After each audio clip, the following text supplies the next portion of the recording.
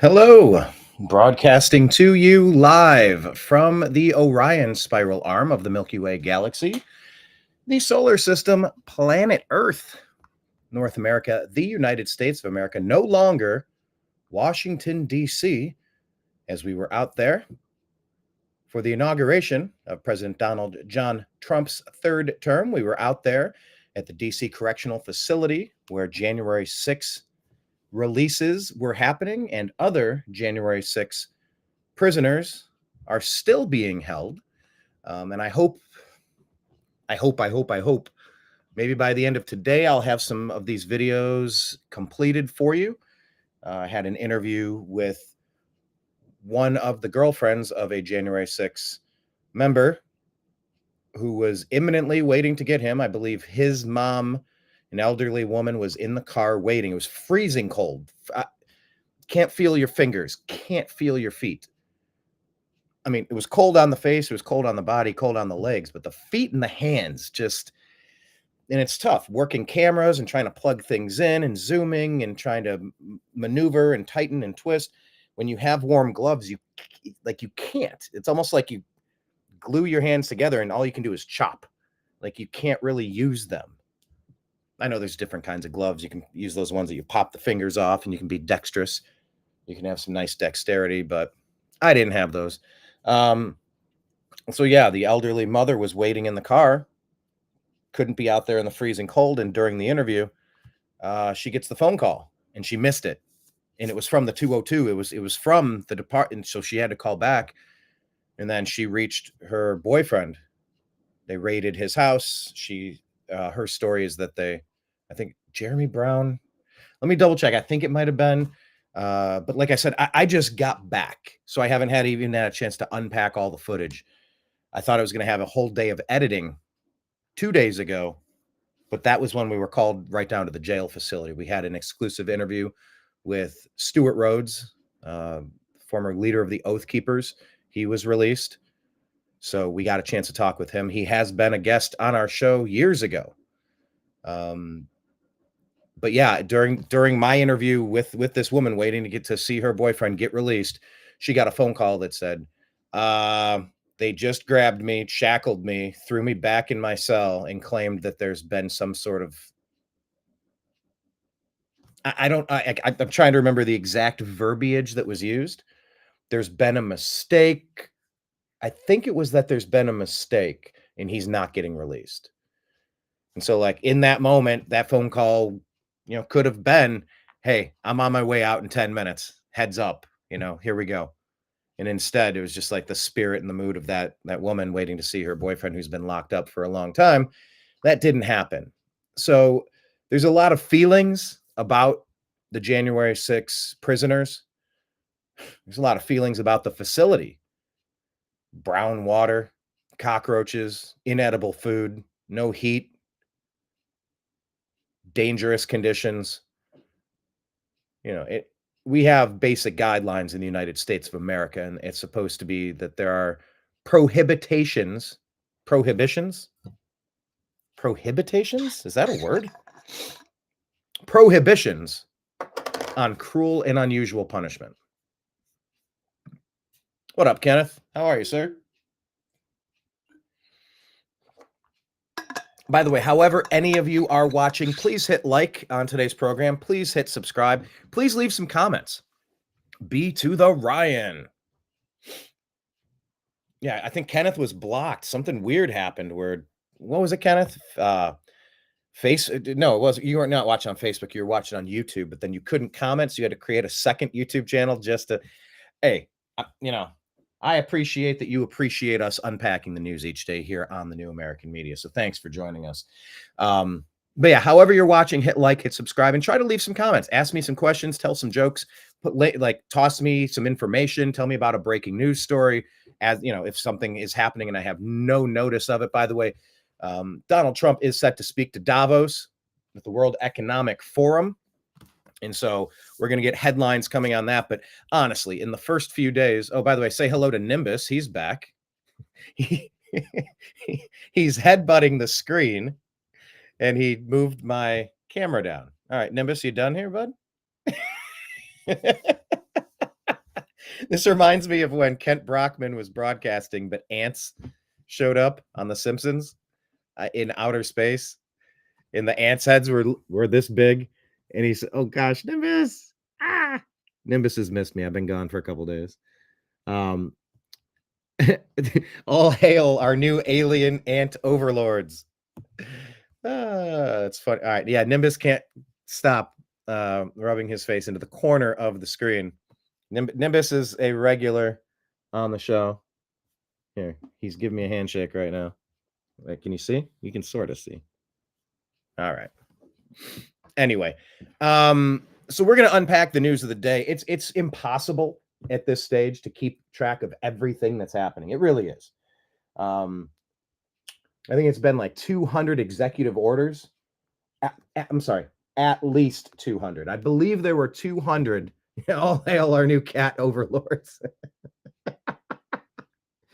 Man, did he miss me. 19 years with this guy. My neighbor, Donald, back before the whole transgender craze, we just called Donald a cross-dresser. That was the story about Donald. Nice guy, interesting guy. Hey, look, I liked that he watered the plants. He watered the plants at the building when I moved in, when I bought the place, my unit, not the building. And he's somebody that cared about the unit. He cared about the neighborhood that he resided in. And that's the key here. You're supposed to judge a human being on are they a good person? Like, I don't care what flying spaghetti monster in the sky you worship. I don't care what you're into in the bedroom. I don't care what music you listen to. I don't care. Like, there's so many things I don't care about. What I mainly care about is, are you a cool human? If you're a cool human, I'm cool with you. Like, everybody starts off on an equal footing with me. You're cool until you prove that you aren't. Unless you prove you ain't. All hail our new cat overlords. Oh, that's hilarious. But Donald yelled up at me and he had a very distinctive voice. Very distinctive. I don't know what he was. If he was Cuban or black or medium dark skin, light dark skin. Light dark, that doesn't make sense. But you know what I mean? Like medium to light shade. I don't know. Maybe he's a black guy. Like I said, I don't care. I don't care what your ethnicity is. I don't care where you came from. I care about, are you cool? That's it. But it was one day I was in my condo, recently bought the place, a million things to fix up and clean and get settled in. And from downstairs, I'd already met my neighbors and I was already joining the board of directors. I moved in and complained. I'm like, why is that dead bush out there? Rip it up, put a new bush. Why is the paint peeling off of here? Are there plans to paint? What's going on with this? Why is the gutter missing the downspout? The elbow at the bottom of the downspout. Why is the driveway cracked over there by the sidewalk? Like a big hole, boom. Why aren't we filling that in? Like, who's in charge? And so my response back was from Terry Cobb, rest his soul. I hope you're doing well out there, Terry, in the afterlife. An older gentleman, older black guy. He served in the military, and he sort of took me under my wing. He took me under his wing because he had been there. He had been president of the HOA for 25 buildings, 216 units for a long time. And they had an open position, a vacancy on the board of directors. All right, cool. He's like, well, we could use some help. I'm like, I didn't want homework. I'm trying to give you homework. You're clearly not taking care of this building. Can you do that? So anyway, it started a process where I quickly learned if I wanted to see change in the world, I would have to do a little bit more than yap, a little bit more than run my mouth. I'd have to participate. Be the change you want to see in the world. I had a conversation with a nice lady, huge Trump supporter in Washington, D.C., outside of the jail facility.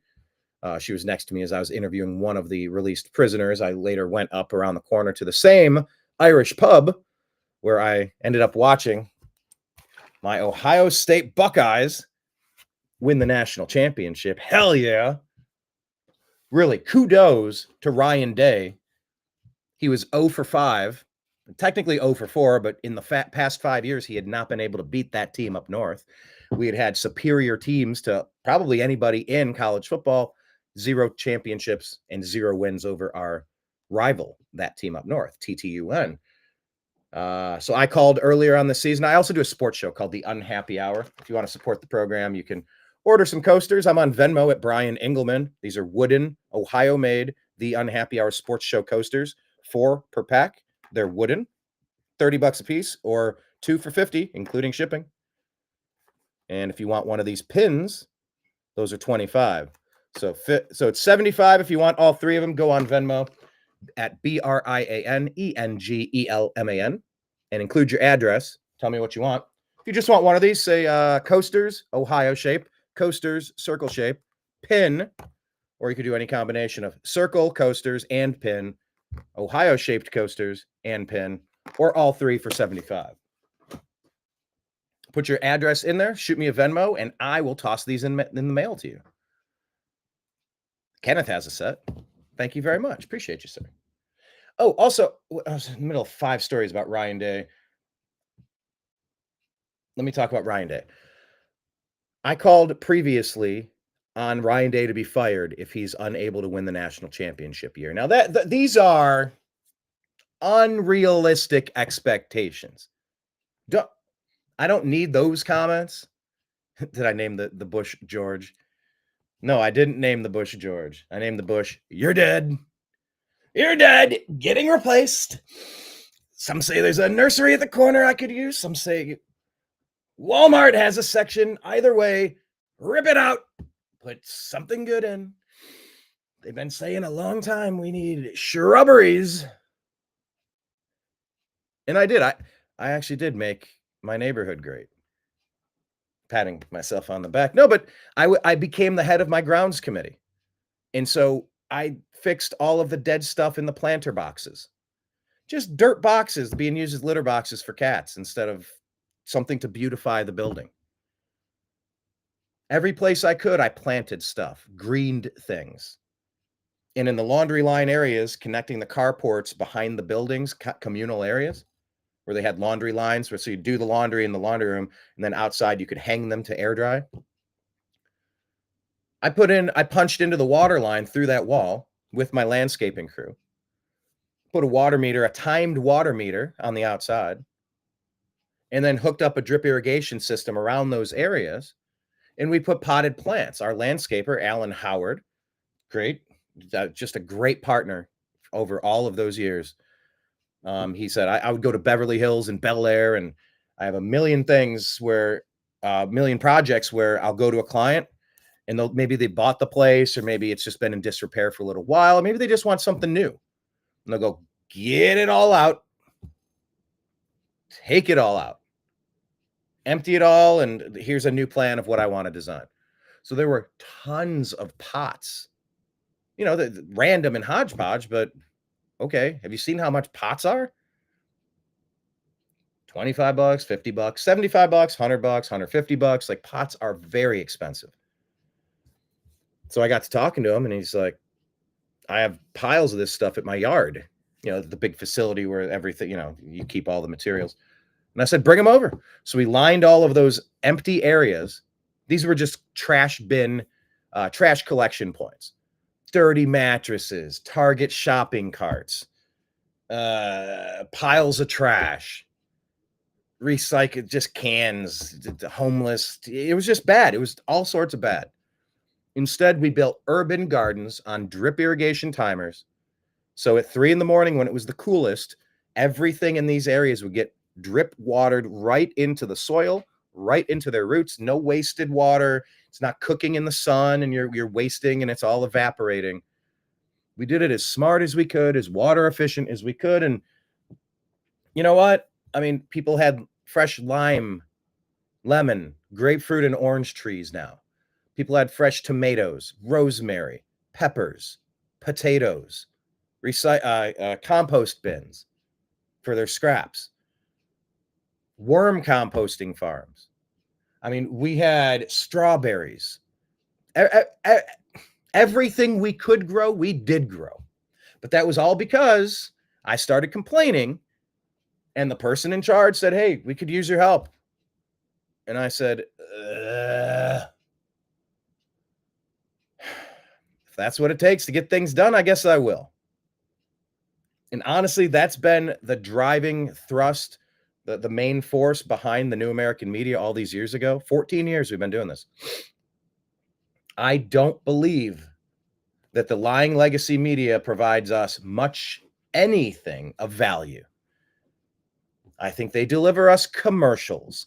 They deliver us careful propaganda to deliver us into war so that the military industrial complex can churn out hundreds of thousands of body bags filled with the pieces of Ukrainians and Russians in a war that should have never happened. Same in Gaza. You know, your neighbors, you don't have to be attacking each other. This isn't rocket science, people. This is not complicated. But I did realize somewhere along the way that the media was not our friend. They are not to be trusted. They have to be carefully analyzed. They have to be dissected. The stories need to be vetted. And we need to have some more open and honest conversation about what's happening in the world. And so, just like on my HOA, I complained. And then they said, all right, well, help me fix it. And so then I was tasked with something. Now, I won't name the person or persons over the years who I'm referring to. You know who you are. I then became the president of my homeowners association. By the way, we painted 24 of 25 buildings. We elevated the lives of these people. We renovated every one of the laundry rooms. You want to talk about shitty detention facilities? You walked into those laundry rooms, it felt like you were in the bowels of a jail. When we were done, we had locking cabinets so people could kind of keep their laundry, their heavy laundry detergent right there, right next to it. You have your own key, you lock it, you have your own little lock box, your own little, like a mailbox. We had storage rooms in there. So like different, all sorts of gardening and all sorts of maintenance crew items could be kept out of the way so it's not an eyesore. All of the old, steel, ceramic, metal stands, and then the wash basins all rusted out. And I mean, we sanded these down. We gave them new ceramic coating. We painted the bases of those black. I mean, the rooms popped. New light fixtures, fresh paint on the walls. Like, we elevated the living conditions of at least 216 families in the neighborhood. And I'm proud of that. It was cool. I got to play Sim City.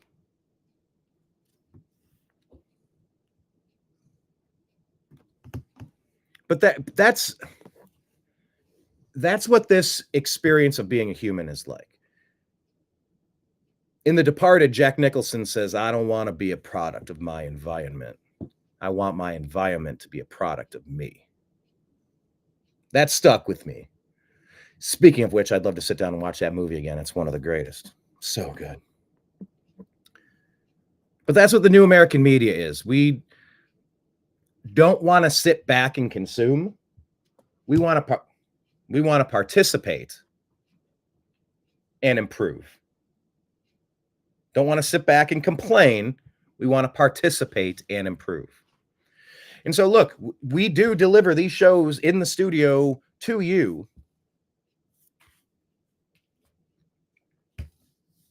as frequently as possible. And by the way, I'm thinking we're about to enter a new golden age of knocking shows out. I do want to do a daily morning show, the TNAM AM Show. TNAM AM.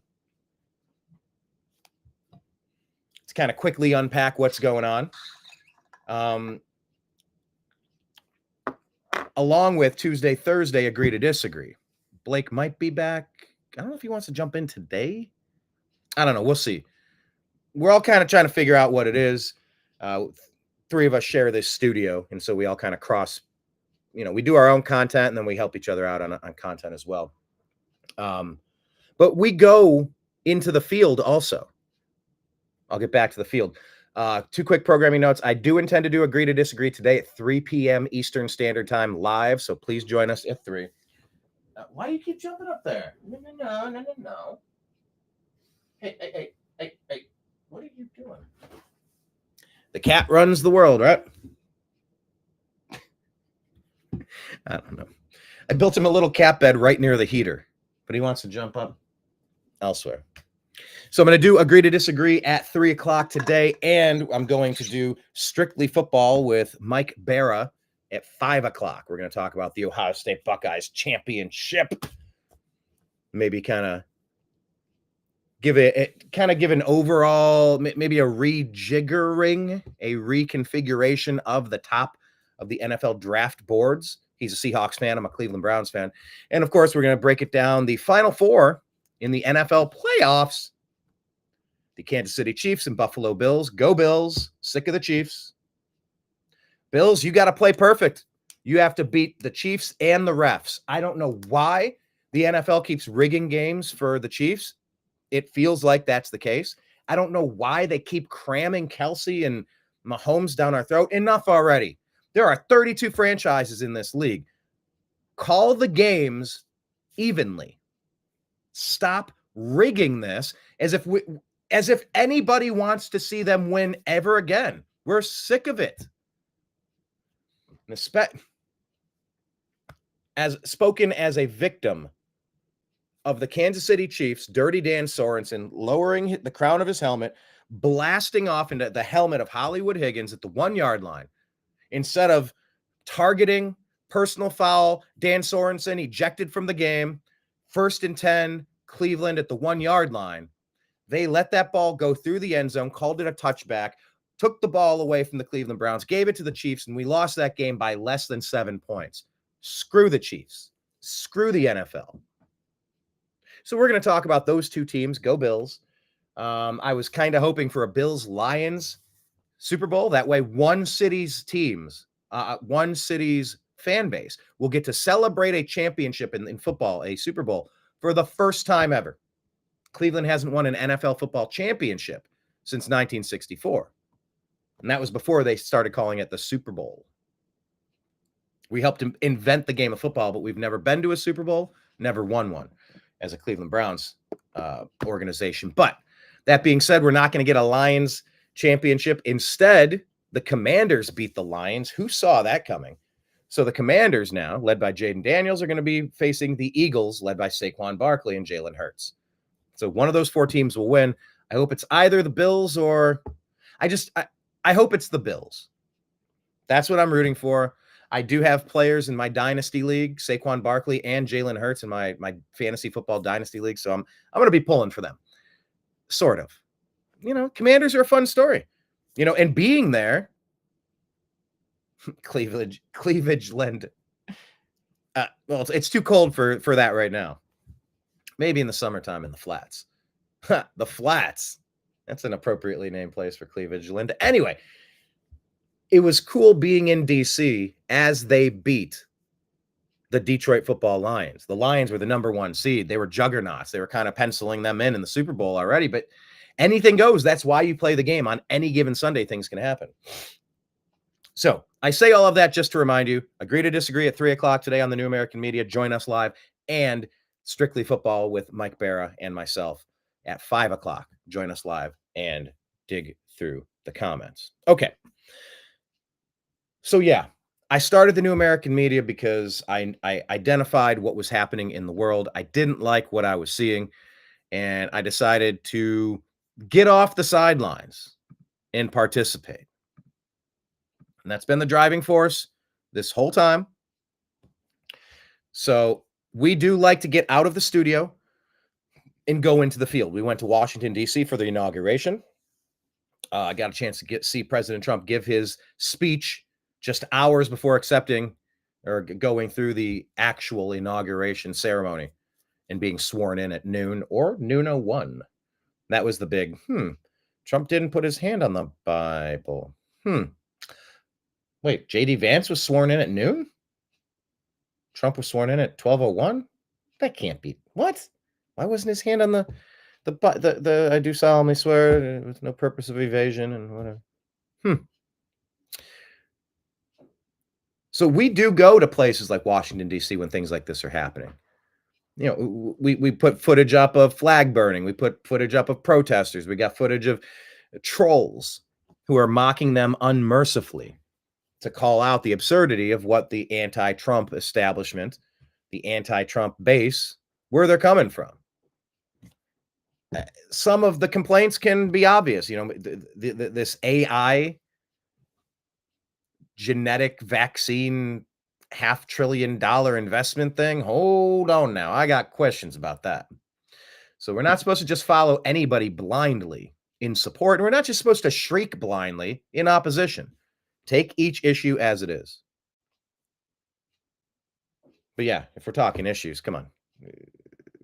What are we talking about? We're talking about Melania's hat, Elon's arm. Come on. Come on.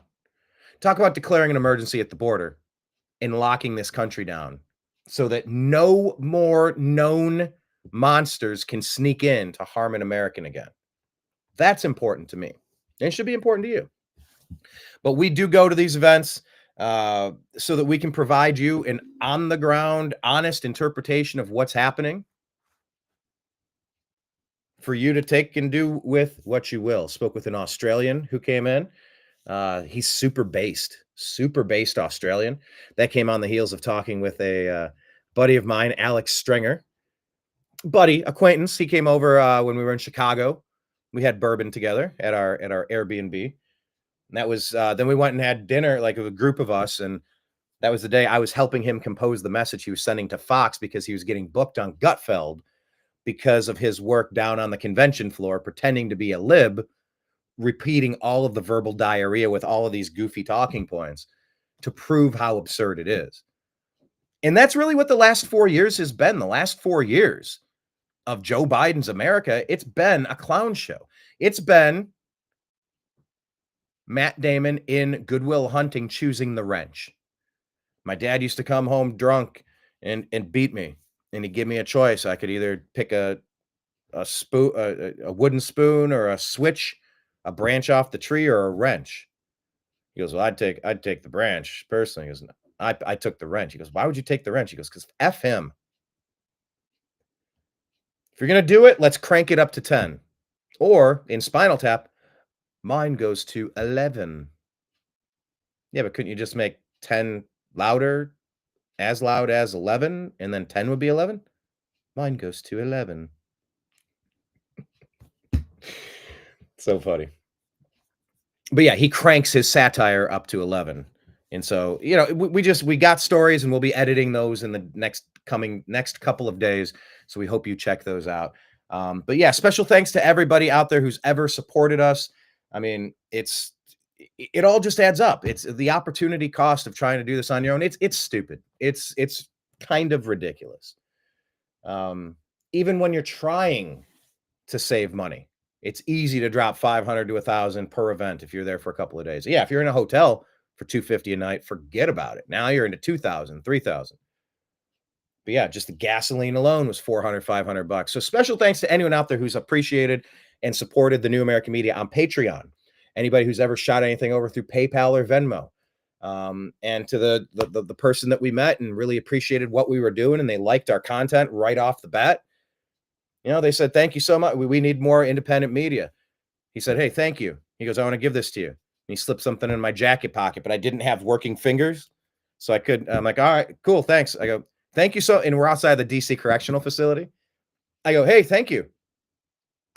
Unless you just planted evidence on me, it's going to, as long as there's not a sting happening in the next couple of minutes, then you look in my pocket and find something. But it was $100 bill. I was like, yeah. Then you go, God, how many more people would I need to at least break even, let alone make a living at it? But, I do this because it needs to happen. I hope soon that this can be the full time that I've always envisioned it to be. But that does take financing and funding, and that comes from people like you. But you kind of think it through, and you're like, well, that didn't cover $450 in gas, but it can pay for the oil change since I just drove 1,000 miles, and now I'm past my, it's like Damn, oil changes are like $90. So I think it covered the oil change. Thank you to that man. Really appreciate you, but I appreciate every one of you for finding us and sticking with us and appreciating what it is that we do. Let's jump into things that are happening. So this is about Trump's CIA nominee. Let's listen to this conversation here. Us having a consent agreement to have a vote on the confirmation of John Ratcliffe to be the CIA director tomorrow. John Ratcliffe. Remember this name. He's going to be perhaps one of the 10 biggest players, is my hunch. Not today, not yesterday, what should have happened, but tomorrow. But the senator from Connecticut has decided to object at the last minute. I don't really understand the objection to Mr. Ratcliffe. He was confirmed by the Senate to be the director of national intelligence. He was fully vetted through the bipartisan. That's DNI Ratcliffe, director of national intelligence, John Ratcliffe. Oh, brother, he knows where the bodies are buried too. Justice is on the way. A $100 bill once rolled to snort. Okay, that's a good question. Could there be residue? Did this come from a gentleman's facility? A gentleman's club? No, I'm not gonna pretend to sniff the dollar bill. That's just weird. Or sniffing through the dollar bill, snorting. No, it was a crisp $100 bill, folded once, then folded again. And I did open it up to make sure it just didn't on the other side go, congratulations, Trump won, or Jesus loves you. And you're like, yeah, but a $100 bill would have meant the universe really loves me. Anyway, I digress. But yeah, so they're playing games about DNI Ratcliffe, now CIA Director Ratcliffe. Tom Cotton kind of calling this out. Process on the Senate Intelligence Committee. We voted him out yesterday on a 14-3 vote. Senator Schumer stood here yesterday and talked about how we're going to cooperate on highly qualified, capable nominees with integrity, which John Ratcliffe is. Yet the only vote we got yesterday was Senator Rubio. Now, we're not going to have a vote today, and apparently we're not going to have a vote tomorrow, which means I hope nobody's making any plans for the weekend or the evenings, because we're going to get these nominees confirmed, starting with Mr. Ratcliffe, and then moving on to Mr. Hegseth, and moving on to Mr. Nome, the easy way. Miss Nome, not Mr. Nome, Miss Nome. Or the hard way. We tried to cooperate with the Democrats. The cooperation has not been forthcoming. So I guess it's going to be the hard way, starting on Thursday. The senator from Connecticut. Thank you, Mr. President. Reserving the right to object. As the senator knows, there are serious concerns that many of us have about John Ratcliffe's ability to distance himself from the political interests of President Trump and his work as CIA director during his short 8 months as DNI in 2020. Distancing yourself from the guy that was framed, removed in a coup, shot in the head, and has now assumed office again. You have concerns that Ratcliffe is going to work with President Trump? You have concerns about that. What you worried about, buddy? What concerns you? He repeatedly politicized intelligence in a way that... Oh, that's rich. Hold on. They're saying that Ratcliffe was politicizing intelligence. 51 intelligence officials lied about the Hunter Biden laptop showing the criminality of the Biden family, being bribed, blackmailing, and starting a world war. The Hunter Biden laptop, according to polls that were taken, could have swung that election by 15 to 20 points, and we would have never had Joe Biden even sniffing around the White House, let alone sniffing around his daughter Ashley or every child that comes around him. That's rich. They're saying that he's politicizing intelligence. I actually think it's the opposite. I think what the Democrats tried to get away with was obviously wrong. And now that justice is coming, they're trying to paint it in a way where the justice is politicized. Oh, no. Don't get it twisted. The politicization, it's a weird word. Turning this political and going after your rival, this is going to blow up in your face politically, peacefully. Justice is coming. Buckle up. Does raise for many of us real questions about whether he's going to spin highly sensitive intelligence his agency will gather for spinning intelligence. 51 intelligence officials said the Hunter Biden laptop has all the classic earmarks of Russian disinformation. Joe Biden, I never did business dealings with my son. He pardons his entire crime family. What a clown. For political purposes. I don't think it's too much to ask to make sure that we have a full, real debate that lasts 2 days on the Senate floor, given the serious questions that have arisen about his qualifications to do this job in a political manner. I understand that we have differences about the qualifications of this nominee, but it is important for the American public to hear us have a debate here about the qualifications of folks who are going to be leading the most sensitive national security agencies. If he's got the votes, he can be on the job this weekend. And for that reason, I would object. Senator from Arkansas. It's fine if the Democrats have legitimate concerns with this nominee or any other nominee. We have legitimate concerns for President Biden's nominee. Come down to the floor. Get it off your chest. We talked about a full and real debate for 2 days. I hate to disappoint people watching here. You're probably seeing more debate than we'll have on John Ratcliffe's nomination for the next 48 hours before we confirm him. That's what I predict. We could have debated this any time today. We debated it for 2 months in the Intelligence Committee. The senator from Virginia, the vice chair of the committee, worked diligently and promptly with me, his team, with my team, to process this nomination. So it'll be ready for confirmation yesterday on a bipartisan basis. 14-3.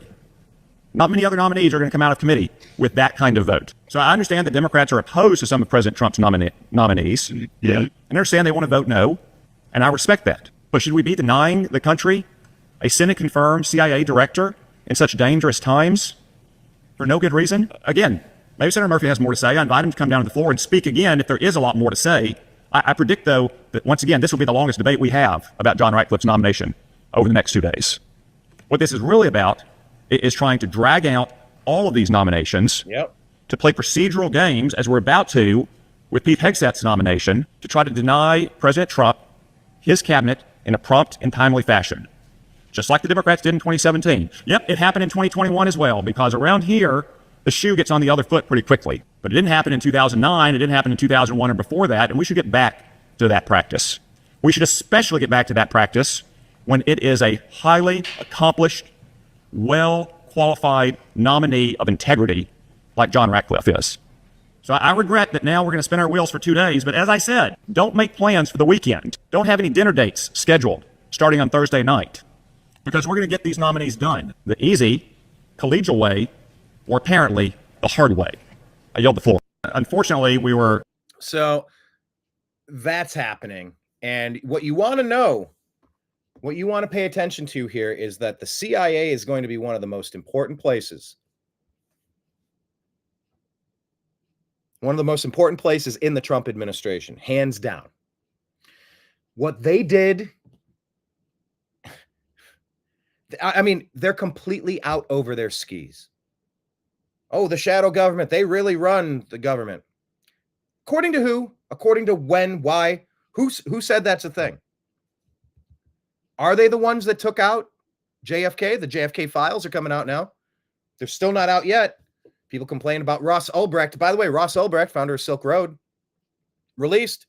He kept his promise, President Trump did, to the libertarians. Free Ross. I'll free him on day one. And of course, libertarians were still pissed off because they don't know how to accept an L. I'm sorry. Big L libertarian, small L libertarian. They don't know how to accept the W. It didn't happen on the first day. I think it did happen on his first full day. So, to be fair. The CIA playing a role in whatever the... Look, I'm going to pause on that for a second. Let's get the JFK, the MLK, and the RFK reports back. Let's release it all. The one that Pompeo, Trump's CIA director, lied about, strongly pushed and warned Trump not to release these. Oh, there's going to be repercussions. Oh, you can't do... He scared the shit out of him and said, you can't do that. You shouldn't do that. And Trump actually changed his opinion and said, all right, I guess not. I wasn't going to do that. But now he's like, I'm releasing it all. So we'll see. That might happen in the next hour. It could have already happened 5 minutes ago. That's why I rely on you in the comments. Yeah, kind of justice against just us. That's the thing. As I spoke with those January 6th political prisoners, the ones that were released. And by the way, the thing about J6, I have two diverging thoughts. What I need to do is I need to start getting my notepad for my shows, because as thoughts come in, I need to continue them. They were talking about learning so much about the justice system, the political, the January 6th released members, the people who were imprisoned for January 6th and who have now been commuted or pardoned, and just what they've learned about the justice system and other people in there, and just how corrupt all of it is. I hope we can take this momentum to try to get into the prison industrial complex and try to fix what's going on. And I think some sort of emphasis needs to be placed on helping people get out of prison instead of doing school to prison pipelines, just turning into a money-making endeavor, military industrial complex, a prison industrial complex. That's not good for a society, to incentivize grabbing more people to throw them in a cage. That's, you know, anyone that's out there raping and killing, like, I think you're on a different level. And I think when there's malice and, you know, there's pre-planning, really you can lock the door and throw away the key forever for some of these people, especially child abusers. The recidivism rate is through the roof. They don't get it. But I hope we can actually continue to improve the criminal justice system. And I hope that conversation continues. But back to the CIA, what they have done to undermine the duly elected presidents and congressional members is beyond forgivable. Staging coups to overthrow the people that were elected, not selected, to represent this country. It's unforgivable. Being the pirates that they are, to steal every last piece of gold, every last shekel, every last coin, every last doubloon, and pump it and funnel it and money launder it away from us, while Maui's not being rebuilt quick enough. East Palestine is still suffering. North Carolina is still suffering. Los Angeles Palisades are still suffering. Our resources need to go to our people, not the ones that the CIA or the military industrial complex deems, or Joe Biden deems worthy of depositing once they steal it from us. So there's a lot of questions. And by the way, I got to dig in now. DNI Ratcliffe's son is involved. He just got sworn in. A lot to unpack. Maybe I'll do that a little bit later today. I'm trying to do kind of a quick hit, but man, I just, once I get talking, I got a lot to say. Shocking if you're a return viewer of. So here's something you want to know. This is once again about the deep state. Here's another James O'Keefe original. Let's hear what they have to say. This is Byron Cohen. Byron Cohen, White House advisor, Office of Pandemic Preparedness and Response Policy. In his own words, let's see what the deep state has planned for. That's not the screen I want. Where's the side by side? I guess we'll try that.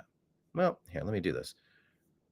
In his own words, let's see what the deep state is planning on doing to, work with President Trump and the people he selected to run the country. Oh, wait, no, they're not going to do that. They're going to try to actively work to ruin them and prevent it from happening.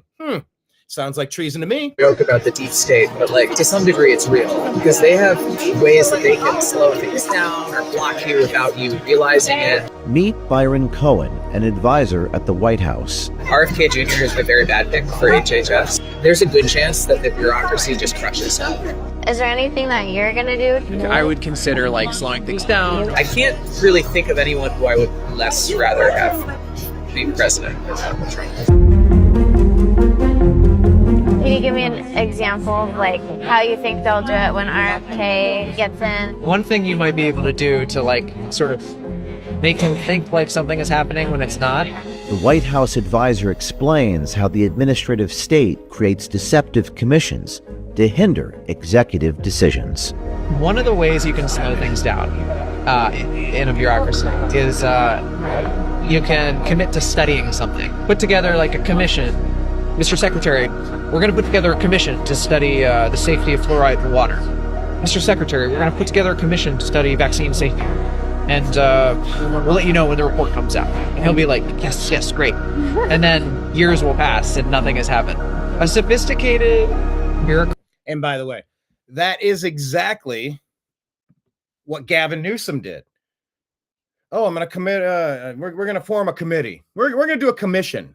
Yeah, we're going to have a commission to discuss. What is it you're shrieking at me about today? Okay, reparations. Okay. Things that didn't happen to the people who are claiming an aggrieved status, that would steal from people who did nothing wrong. That makes sense. How? It doesn't. So then why are we considering it? Because our base wants us to do that. Why is that our base?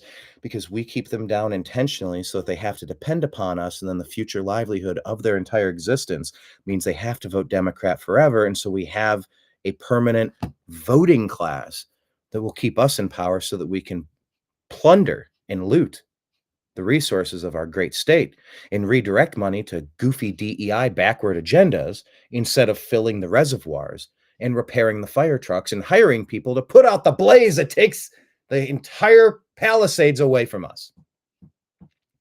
Oh, that sounds great. We're going to form a commission and we're going to talk about it. And we're going to talk and talk and talk and talk and talk and talk and talk.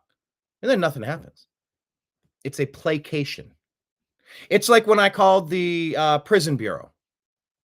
And I said, look, we got people out here. These people have been pardoned. They haven't been released. There's a whole group of journalists over. I'm talking to them on the phone. Whole group of journalists over here. Can you send somebody down from the communications department to give us a couple of answers? Because in the absence of answers from you, there's rampant speculation running wild. Maybe this is the reason. Maybe that's the reason. Are they doing it because of this? Then they need to call in the National Guard. They need to take control over the DC jail and throw them out. If they're not doing it, then they need to be arrested. Like, in the absence of actual information, speculation will run wild. So they said, oh, no. I appreciate that. We will be sending somebody down. It says that in the next 5 minutes, the next 5 hours, because we need answers here. I don't know that, but someone will be coming down. Nobody ever came down, by the way, to the best of my information, to the best of my knowledge. For the duration I was there, and I was there for several hours after that, nobody came down. Maybe someone did after, but not in a timely manner. Just to ask, hey, where is everybody? The pardons are done. Let them go. Now you're wrongfully detaining them. You understand you're into lawsuit territory now. But there were no answers. They placated me on the phone. Oh, yeah, okay, we'll do that. And they never did it. And that's what this James O'Keefe thing is saying. Yeah, we'll say we'll form a commission. Yeah, we'll do a study. Oh, okay, that's great. But they never finish. Democrat can do a lot to run around in unsophisticated political appointee. Byron says that when it comes to certain policy positions, subverting the will of the people is justified. Would it be subverting the will of the people to crush RFK or block him or whatever? For the most part, the American people don't actually agree with RFK's views on things like vaccines. So, I mean, in a literal sense, if you were like blocking something he was trying to do to undermine vaccines, you are probably acting in a way that is consistent with what the majority wants. Well, isn't that interesting? He is now the determining factor of what the people want. That guy doesn't speak for me. Does he speak for you? CIA. Can I assassinate? Can I assassinate? I don't think our country can heal until we figure out MLK, RFK, JFK. That messed me up. I wasn't alive when it happened. But it's always been a stain. It's always been a cloud hanging over this country. And if they thought they could get away with that, why wouldn't they try to assassinate President Trump? Why wouldn't they stage a coup in 2020 to remove him from office? They called it fortification. They bragged about it in that Time magazine article. Oh, Mark Zuckerberg, what did he donate? Roughly $400 million to put up unsecured, non-videotaped, just collection boxes for ballots to help sway all of the swing states, all the major counties in the swing states. Remember the ones that all magically paused in 2020? and then miraculously flipped by just enough to give Joe Biden the win. Remember that? Remember when they did that? Pepperidge Farm remembers. So keep up the good work, James O'Keefe. Keep up the good work. Let's talk about the Fauci pardon. But Is this the best screen here? Yeah, this is good. I'll do this. Oh, I have thoughts on the Fauci pardon. I blame Fauci personally for the death of my brother. Bad medical treatment. Monoclonal antibodies were banned by the Biden administration because if effective therapeutics were available, they feared losing emergency use authorization blanket protections.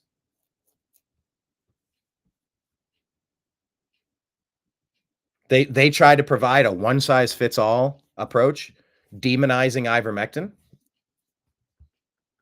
that some people claimed helped them miraculously, to the point where people weren't able to prescribe it. People were afraid to recommend it. And even when they did, they gave it out at tiny doses, like 12 milligrams. I think it was milligrams, 12 milligrams instead of 60 that was supposed to be based on body weight. So even when it was given out at the wrong dosages. Pumped full of remdesivir. Look it up. Many nurses called that run death is near. And they monetized the system where, if you had a COVID patient, because the PCR test didn't really test for what they claimed it did, according to the founder of the PCR test. Not me. The founder of the test said that. He goes, that's not designed for that. You can't try. I don't know what they're claiming they're doing, but they're not getting a result on that. They set up a system where the government paid all of these places. If they found somebody with COVID, boom, cash a check. When there's a financial incentive, guess what people are going to do? You're going to find it everywhere, and you're going to do exactly as you're told to. That included, boom, here's some run death is near. Boom. Jam an intubation tube down your throat. Crush a check. Boom. Oh, and now that person inevitably died because you blew their lungs apart. Okay. Cha-ching, there's another check to crush. That's Fauci. That's what Fauci did. After his gain-of-function research in Wuhan led to releasing this on us. Oh, don't worry, he had the cure. Oh, and he makes money on that process. He's commissioned. He's the highest paid government employee. And he owned commission on those medicines. Yeah. Anthony has a foul chi. That's a demonic human. Kind of saying maybe military action is needed at those prisons. Yeah, look, by the way, here, let me just shift since we're talking about this. I did just ask Grok. Let me change the screen size here. Let me go full screen. Here, let me take the overlay off. Speaking about that the military might be needed to let these people out. It's a little unclear trying to get all of the numbers here, but roughly 1,500 people were let out, pardoned, or commuted. And this is saying, as of the latest updates following President Trump's pardons, the exact number of J6 prisoners still in custody is not definitively stated. So I would ask the press secretary, let's go side by side. That almost does it. I wish I could custom these screens. I wish I could kind of like drag it and open it. Who is the press secretary? Do we have a Trump press secretary? Has that been?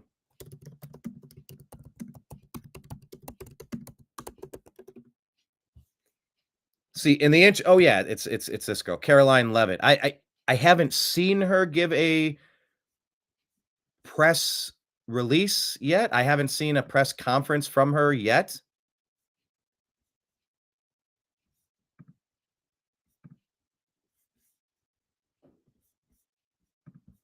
Caroline Leavitt. I haven't seen a press release from her. I haven't seen a press conference from her yet.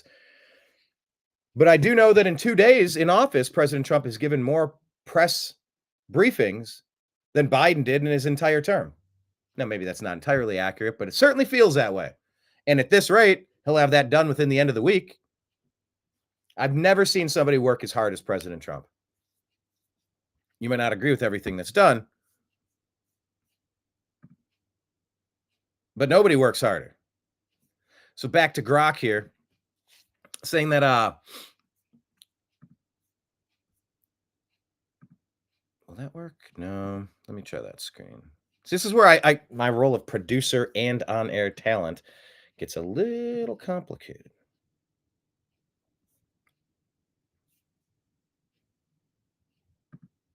All right, let's close this out. Good. There's the next screen. Got it. So they're saying it's not definitively stated. So my question to Caroline Levitt would be, look, we need an exact accounting. What is the number? Is there a single person that's been commuted and pardoned that has not been released, and why? Some of the reasons we've heard is that, well, some of these people were never convicted, so they can't be pardoned. Okay, don't do that. Don't play those games. No. They're only wrapped up in that because of the thing that they've been pardoned for, so you can't try them for something that they can't be convicted for, so let them out. If that's the case, I don't know, because we're not getting real, accurate information. They're intentionally, we're going to slow walk it. We'll do that, and then they just don't do it. We're also hearing that maybe some of these people have outstanding warrants in other places. Okay. And if those are unrelated J6, then maybe they're held on those. Even if these were dropped, they would still have stuff going on. But we need answers. So I call upon Caroline Levitt to, I hope I'm pronouncing her name properly, Caroline Levitt to hold a press conference and give us an update on that. That's not too much to ask. Finishing this up here with Grok, it says, according to posts on X, there are mentions of 15 detainees still being held in the DC gulag. Well, they said jail, but it's called a gulag. The conditions there have been reported as cruel and inhumane, in direct violation of our Constitution. And in fact, it's calling upon, or it's incumbent upon, and now people are calling on. Wait, where did that screen go? I did the screen share. Oh, there we go. Mike Lee, based Mike Lee, is now, I heard him on with Glenn Beck yesterday talking about how he's calling on overturning home rule, I believe is what it's called. District of Columbia has been managed by Muriel Bowser and the Democrat Party into the ground. The crime is through the roof. The trash is the trash everywhere outside of this facility. It looks like you're at a God, and I don't think I even took pictures. I took mental note. I think I referenced it in one of my interviews. There's a letter missing. I think the D in Department of Corrections is missing from the outside of their building. They have letters falling off of their facility. You look around the curbs of the streets out there, it looks like you're at a monster truck rally. Busted up headlights, taillights, bumpers, crumbled, cracked plastic, bottles and trash everywhere. You know what it reminds me of? It reminds me of when I moved into Los Angeles and nobody gave a shit. Yes, maybe Donald did water the plants. Maybe Terry Cobb was trying to just keep a basic, I'm just trying to keep the boat from sinking. I don't know. Keep some of the basics. I don't have enough operating funds. Well, you know what I did with the operating funds in Los Angeles? We doubled our HOA dues. Yeah, we paid more. We painted all of the buildings. I'm trying to remember how much they were.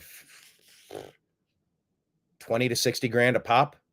We had different sized buildings, and sometimes in the beginning, we only had limited resources. So like, all right, well, all the fascia is peeling and scrape all that stuff off. Let's just give the fascia a facelift. You can do that for $5 grand around the whole bit. And really, the preparation is what costs money. It's a lot of time and energy to do it right. We saw several buildings while I lived there. Oh, they could paint the whole building for $5 grand. Toss some paint in a sprayer. Shitty paint, no prep work. It looks great. It looks incredible for 6 months. And then it's trash after 18 months. I said, no. Scrape everything off, bust it down to the studs, rip off any termite or wood rot, repair all of the wood damage, peeling stucco, cracked stucco, holes it, patch it all, scrape all of the loose stuff off, re-stucco, seal all of this off so no bugs and no critters can get inside of this building, rip out all of those vents at the eaves and put new ventilation over there, because the previous people sprayed a bunch of paint into the mesh, so where the air was supposed to flow through it, it stopped it from doing it.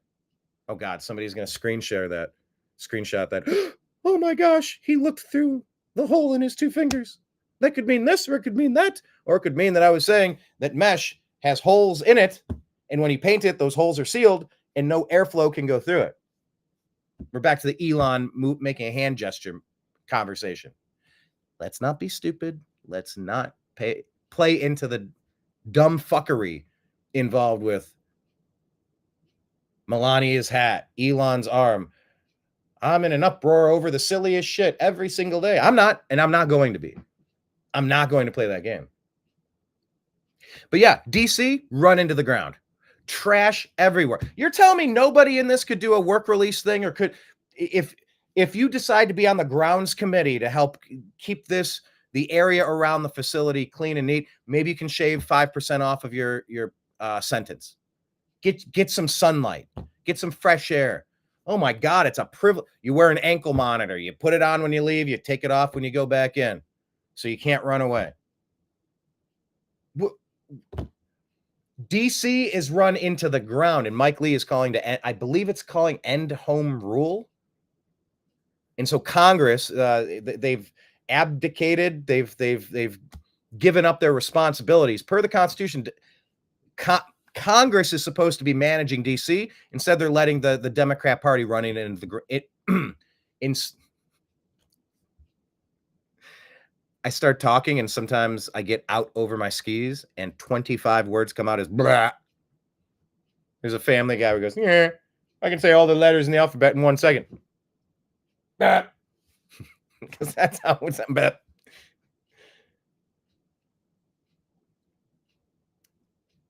DC has been run into the ground by the Democrats, like you have seen in all of the other major blue cities across America. There, that came out a little bit better. From San Francisco to Los Angeles, Chicago to New York. List your other favorite 20 shithole cities. And by the way, it pains me. It kills me. I lived in Los Angeles for many years. I made as much of that city as nice as I could while I was there, because I took pride in that. And I felt it was my obligation and my duty. It wasn't selfish. It also was selfish. I don't want to live in filth. I don't want to tolerate bullshit. I am going to have unrealistic expectations. I demand an A+. On what? On everything. I don't live up to that. But if you aim at an A+, maybe you'll get a B. Is a B better than a failing grade? Hell yes, it is. So I'm all about it. I've seen enough. I mean, just piles of trash. Nobody gives a shit about that area. Nobody gives a shit about the people inside and the conditions in there. My understanding is that they had to redo all of the plumbing after the complaints because the J6ers were turning on the water. Brown filth is coming out, and they're going, what is this? I can't, this isn't water. I can't drink this. Oh, cry me a river. They don't like the food inside the jails. Okay. You've seen the surveys with schools and jails. When you take a group and you give one group the bullshit food, all seed oils, processed sugars, highly refined garbage, high fructose corn crap, and then you give people actual food, the actual food people are calmer, more focused. The garbage food people are all over the place, lots of mental issues, lots of agitation, lots of fighting. What should we prioritize? So my curiosity is piqued on this issue, and I'm going to delve into that more. So I hope that energy stays at the forefront. And it's not about taking too much time and screw them, throw away the key. They're prisoners. They're monsters. Let them rot. When people serve their 5-year term, Are they going to come out with some sort of skill where they can work a job? Are you working with companies? How about Springfield, Ohio? Oh, we can't ever find people from the community to work in our factories, blah, blah, blah, blah, blah. Well, what about the prison systems in Ohio? Are you training people to have the skill set so that they can move to Springfield and reestablish themselves and have a life that they can be proud of on the outside so that they don't end up like, Shawshank Redemption? These people, you hear the stories. I'm going to commit a crime just so I can get back in here. Like 3 hots and a cot. I can eat. I have a roof over my head. Like, I don't know what I'm going to do. I'm going to sleep on the streets. I have no money. I have no resources. I have no skills. So now I'm going to start robbing people again. If they fight back, I'm going to injure them or kill them. I don't think we want monsters like that coming back. So what are we doing to ensure that these people are going to get out and stay out and succeed? Instead of doing that, what did they do? They're like, oh, let's dump 30,000 Haitians into Columbus so that in Springfield so that they can work at this facility. You want your neighbors to have a shared community. It's not specifically about Haiti any more than it's specifically about Mexico or Congo. It's about shared community. In Columbus and Springfield, you should be a Buckeye fan. You should be an Ohio State Buckeye fan. You know why? Because your generation, the generation before, you grew up as Buckeye fans. You've been to the games. You've watched the games. You've talked about the games. You've been at a restaurant, sports bar, and cheered on the games. You've seen it on your phone. You've seen it in the news. You've watched it. You're a part of that community.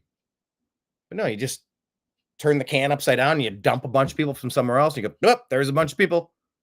No, you want a community.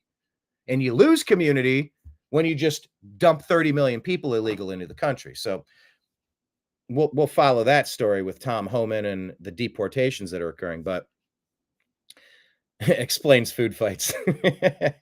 What was that old Atari game, Burger Time? You know what? That's funny. Now that I'm thinking about it, I do some reselling. It's one of the things that I do for income. And I specifically collect video games and video game systems and then test them, make sure everything's working, and maybe put them together in a bundle, then resell them. So I have 2 Atari systems and 2 different batches of games. What I'm going to do, maybe not today, maybe today, maybe not today. What I would like to do then is to play Burger Time.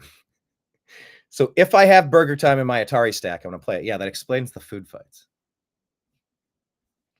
But anyway, let me wrap up this particular part. I've been, according to posts on X, there are mentions of 15 detainees still being held in the DC jail, Gulag, with some delays in release due to judicial decisions. And another report suggesting only 200 out of 1,200 have been released. However, web sources indicate that prior to these pardons, over 1,200 had been charged, with some still in custody. And after the pardons, there were still some individuals who had not been released due to various reasons, including out-of-state warrants and refusals by federal prisons or halfway houses. Therefore, while exact numbers are not entirely clear, it can be inferred that before the pardons, there were 1,200 charged, hundreds still serving sentences or awaiting trial. After the pardons, reports suggest that a significant number have been released, but at least 15 still held, indicating around 200 out of 1,200 freed. So, look, in the absence of being able to identify that question as accurately as I would like, let's get Caroline Levitt out there and let's get a press conference. I want to know numbers. I want a specific number. What is the exact number who were pardoned? The exact number commuted? How many have been released? How many have not? If that information's out there, show me a link. You know, I ran some searches. I couldn't find any. There's a lot of, and I was there on the ground. Lauren Boebert was there. Was that yesterday? No, 2 days ago. Lauren Boebert came. Yesterday was just driving for 10 hours. That's a long day of driving. 2 days ago, Lauren Boebert came out. Not Tom Cotton. There was another guy, Chip Roy, I think. He didn't come over, but Lauren Boebert came over and talked to the press gaggle. He said, these people, they messed around and they're about to find out. They've been given pardons, let them out. We'll see how it plays out. But specific answers already. That's the minimum you should owe the public. some specificity. And if you're not being specific, I wonder why. Yeah, DC. From DC to BS. Yeah, the district of bullshit. I am really trying to not swear. I'm not so great at it. Hello, American princess without royalty, saying they're supposed to be giving them skill trades. Wouldn't that be great? Oh, there's a work shortage in America. There's a worker shortage. Hey, are any of these people in there for nonviolent reasons where maybe we could trust, hey, let's see if we can get you out and back to contributing to society instead of being a burden upon it? Excuse me, sir. I represent the prison industrial complex, and if you were to let these people out, we would lose money. We'd like to make a donation in the name of your political campaign, in the name of your political reelection campaign. And we'd certainly appreciate it if you'd maybe not entertain those ideas that much anymore. You are? What? Okay, so you want to... What are you suggesting exactly? We'd like to donate $50,000 to your campaign. That's interesting. However, I do feel strongly about this issue, and so do my constituents. Did I say 50? I meant 250. Well, look, I do appreciate that, and we have worked well together as we've represented your interests in the past, but this is just too important on a societal level. That's why we're willing to go up to 500,000, $500,000, if you could just maybe bury this in legislation, maybe run a survey or a commission or a study, and not bring this to term while you're there. Deal! This shit has got to stop. It's so obvious and so backward and so stupid. Yeah, wouldn't it be great if those people came out with skilled trades or even minimal skilled trades? Oh, well, we need people to come in and pick the crops and clean the thing and the most racist shit you'll ever hear people say. It's hilarious. The Democrats always say this, and they claim to not be racist. They are the most institutionally racist party. Always have been.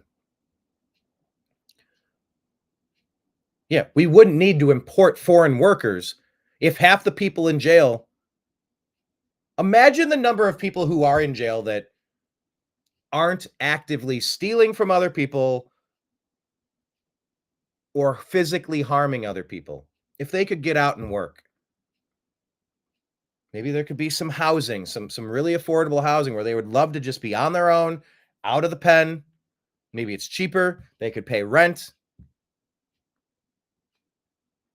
and then start leveling their life up. Maybe come up with some ideas, maybe better themselves somehow, maybe any number of things that could improve them. American Princess saying Callie is training them to fight fire with fire. Hey, that's a great point right there. Isn't that kind of what they did in Armageddon? Didn't they spring a few people out? It's like, we're going to throw you on a rocket ship to an asteroid. You're not coming back, but at least you're out of jail. I think that was part of it. But if they think they were abandoned in the field, they will set the entire place ablaze. Yeah, my understanding is that California, they were letting some prisoners out to work on the fires. And why wouldn't you? But then my understanding is that they wouldn't hire them back into the department. I don't know. I think if you sign up and do a duty like that, that goes a long way to proving, hey, I lived a life that I'm not super proud of, but starting today, I'd like to do something different. I have much less willingness to let violent nut jobs out. We need to restore mental institutions, and we need to prevent the abuses of the mental institutions that have just... the horror stories are through the roof about how these people were abused. Having a psychology degree, knowing a lot about that particular issue. I don't know, guys, just common sense. Can we just do some common sense stuff is what I'm looking for. Kenneth had an original Pong game. I used to play beer pong. Does that count? Yeah. The new slogan for America, greed and proceed, please. Speaking of greed and proceed, let's see what Andrew Schultz has to say about Anthony Fauci's pardon. I'm very on record with demanding Fauci.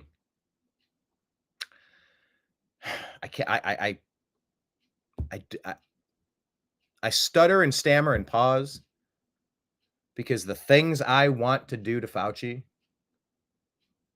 because the things that Fauci has done to himself, that Fauci has earned, the damage Fauci has inflicted back from the AIDS epidemic through the coronavirus epidemic to destroy millions of lives, millions of families. Because when you destroy 1 million families, it's not 1 million families. That's 4 million people. That's 40 million people. How many people who are never coming back left behind 5 to 10 people that gave a shit about them? From work to school to charity, church, direct family, extended family. When you take one human being like my brother off the chessboard, well, you damn well better believe there's 50 people that suffer because of that. And that dude was like, he made the world better. Wherever he happened to be, he made it better. People loved him. I taught him everything I know. No, I mean, in many ways, he was better at that shit than me. People liked him more. He was more successful, more productive. Yeah, some ways, not really. But I'll give him his props now that he's not here. When he was here, it's sibling rivalry. You don't do that. No, but seriously, all that kidding aside, it's a net loss to society that an NRA certified trainer, a licensed sommelier, someone who managed and oversaw key components of a nice company situation that was crushing. It was doing really well. The daughter left behind, the widow left behind, everybody left behind. I demand that Fauci, ... Fauci took the pardon. Fauci could say, I don't want the pardon. I don't think I did anything wrong. But he took the pardon. I don't blame anybody for taking a pardon. I do, because now you're guilty. Because there are a lot of people that were on the January 6th committee that were offered a pardon, and they said no. They're like, I did my job. I was supposed to investigate this. I did what I was supposed to do. And by the way, I asked that question about the January 6th committee, who doctored evidence, deleted evidence illegally, intentionally withheld potentially exculpatory information from other people. Oh, the J6 committee needs to be brought to account. They need to be held accountable. And, I'm not entirely certain how these preemptive pardons work. Has this been fully vetted out? Is this understood case law? Is this bulletproof? Is this surefire? I'm trying to think of an analogy that doesn't seem violent. Surefire, bulletproof. Okay. Settled case law. I don't know if it's settled case law. But I could see it both ways. Yeah, if you accept a pardon, absolutely, it's an admission of guilt. On the other hand, Trump better pardon himself. The lawfare he went through to try to ruin his political career. Yeah, you need to pardon some people to protect them from the abuses of the other party. But Fauci needs to stand trial for his crimes. Anthony Fauci might be one of the worst human beings. Yes, I mean, in the realm of Mustache Man, who are some other awful people? Who would be on the Mount Rushmore, the 4 worst human beings ever? Yeah, I put Fauci right at the top of this list. Making money off of the misery and suffering that he created. And you know that he created this thing in Wuhan. You know that's the case.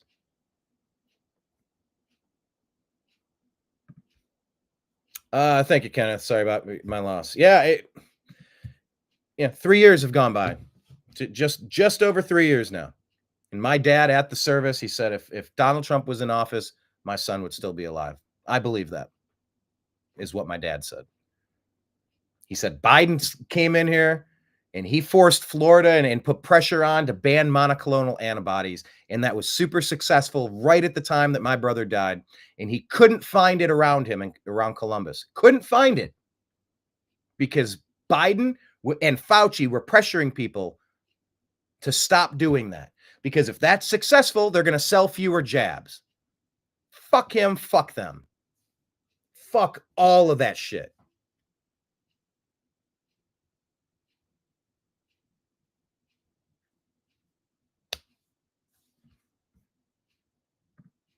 Calm and composed.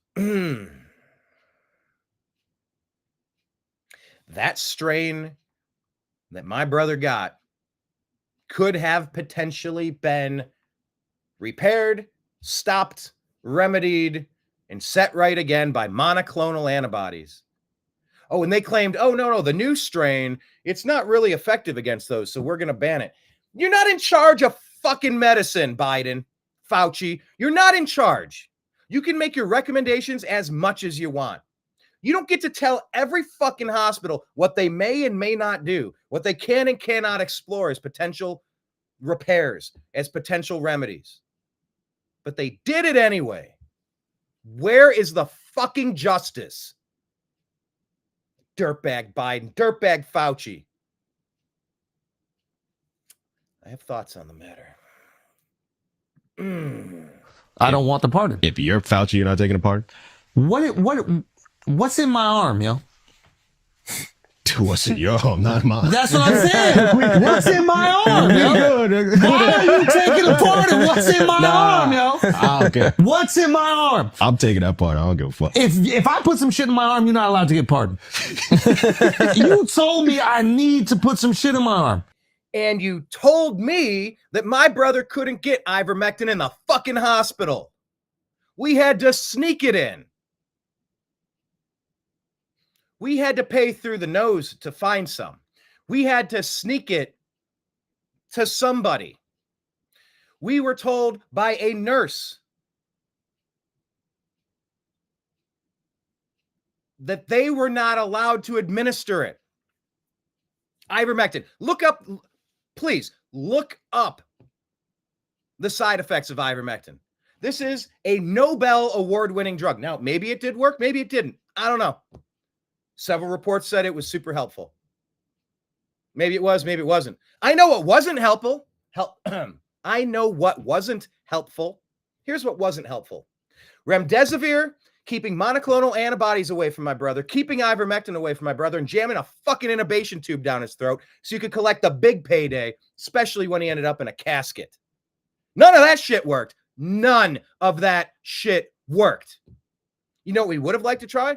A little bit of medical personal autonomy, the freedom to do whatever the fuck we want, the ability to try to treat ourselves in a way that we determine is best in conjunction with the recommendations, not a mandate, the fucking recommendations of doctors. You don't get to tell us this is the way you must take it. You will lose your job unless you take this. You will receive this or else you're going to be arrested. You cannot work in the military. You'll be kicked out if you don't jam this into your body. Fuck you. You don't get to tell us what in that this is why.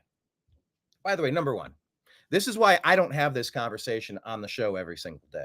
This is me restrained. This is me dialed down. This isn't up to 11. Mine goes to 11 from Spinal Tap. This is me restrained to a 1. Guess what I'm wearing today? Christock. You know what Christock was? Christock was the funeral service that we weren't even allowed to have for him. We put on a concert. He was the guitar player in the band that I was in with him. I played drums. We did a 3-day festival and had music and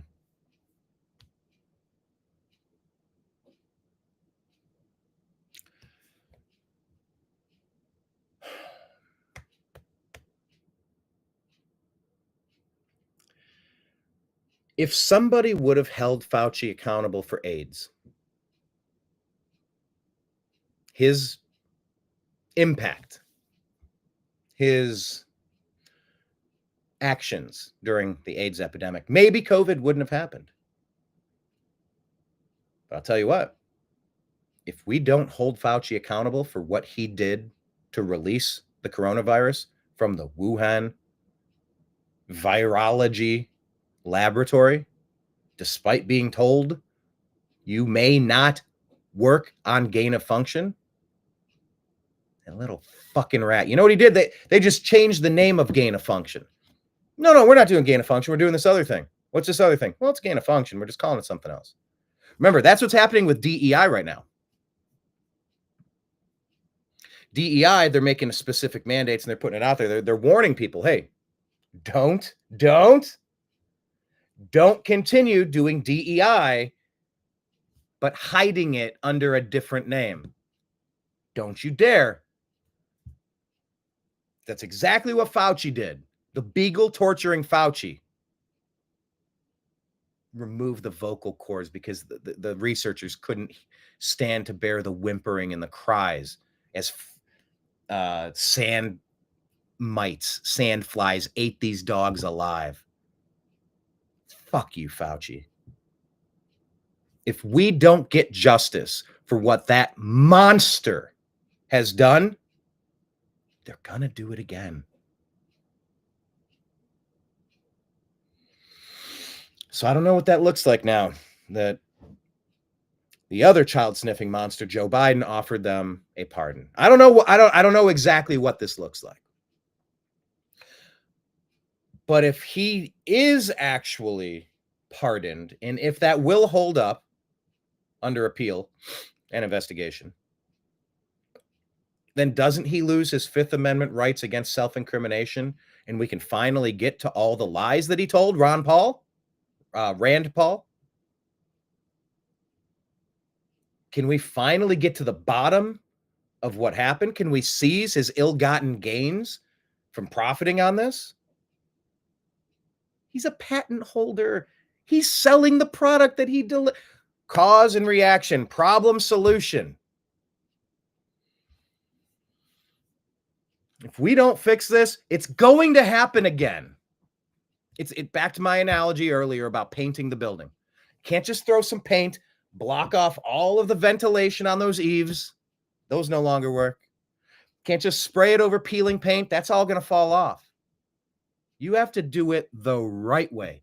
Attack the root cause of the problem, or else very quickly we're going to be back in the same problem again. I don't want that. When I paint a building, I want it to last 15 to 25 years. How many years in between AIDS and Corona? 2019 to what, late 80s? 30 years? Every 30 years we're gonna do this? I don't know. Kenneth suggesting the pardon is meaningless under a now defunct corporation of America. I am not letting up on this topic. Now you can't go get pardoned. You gotta hold the weight of that decision. That's your job.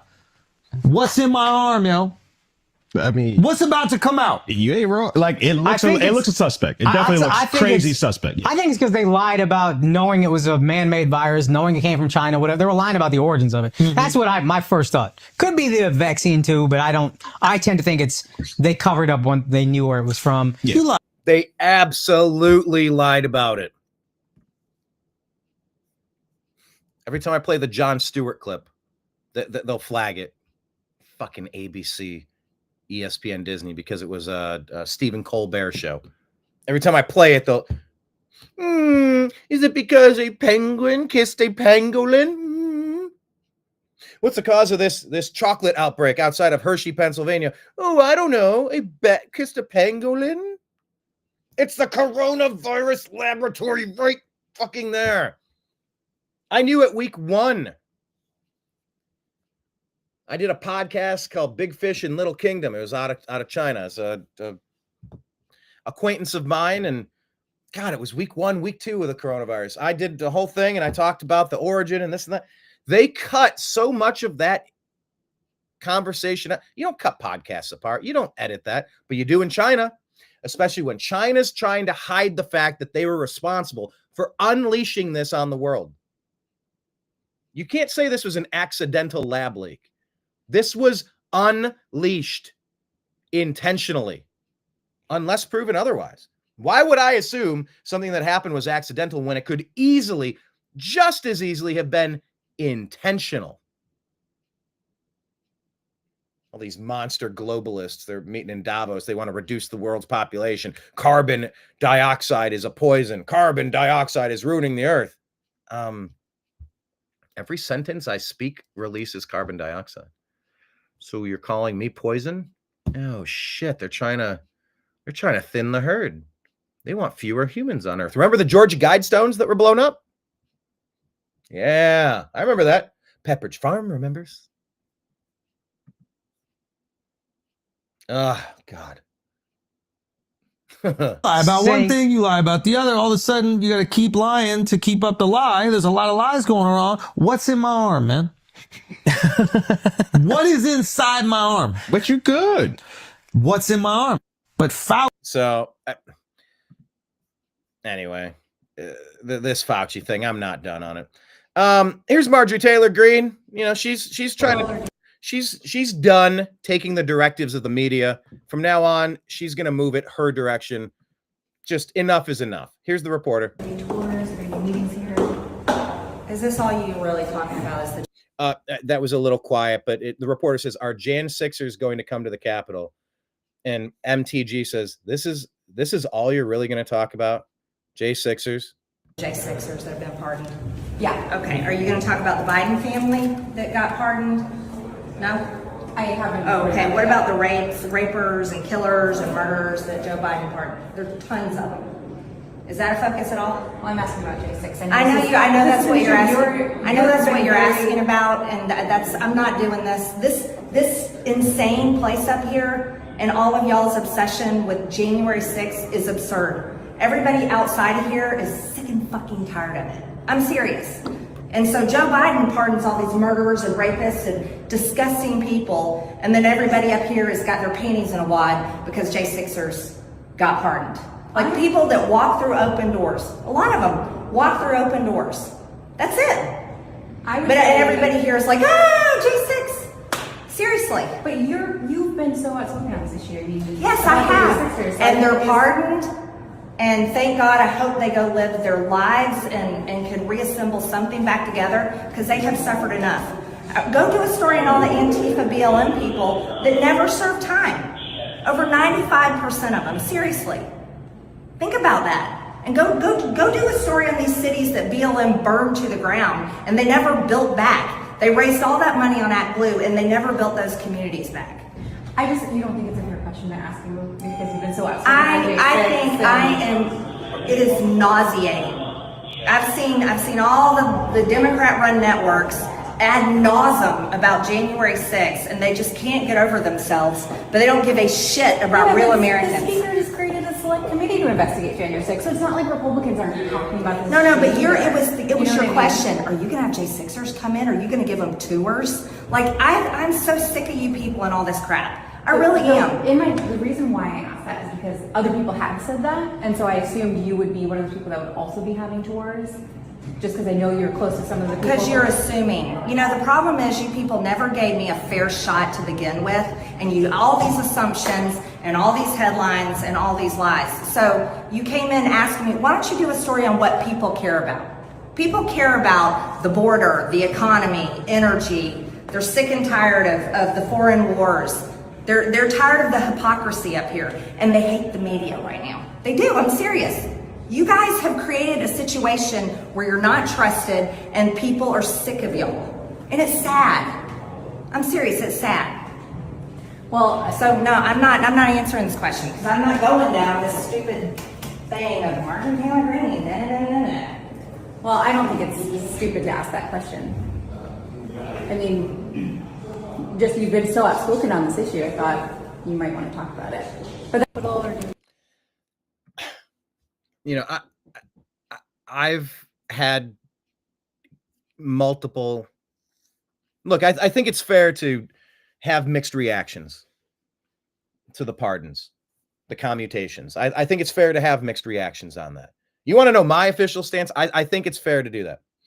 I was pissed on January 6th. The New American Media was there filming. We filmed the very end of the Capitol protest.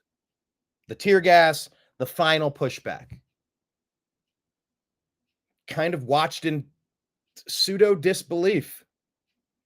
there were shields and there were things being swung and things being thrown and canisters, and not a single shot was fired from these protesters, by the way. Not a single shot. The only shot fired was Ashley Babbitt. By the way, if you haven't been on the Rumble channel for the New American Media or the YouTube channel, you can see my interview with Ashley Babbitt's mother. Spoke with her outside of the DC detention facility. Please go check that one out and share that. I have mixed reactions. What I was hoping would happen on January 6th was that there was going to be a robust conversation about the 7 fraud states that magically paused their counting with President Trump sailing. Oh my God.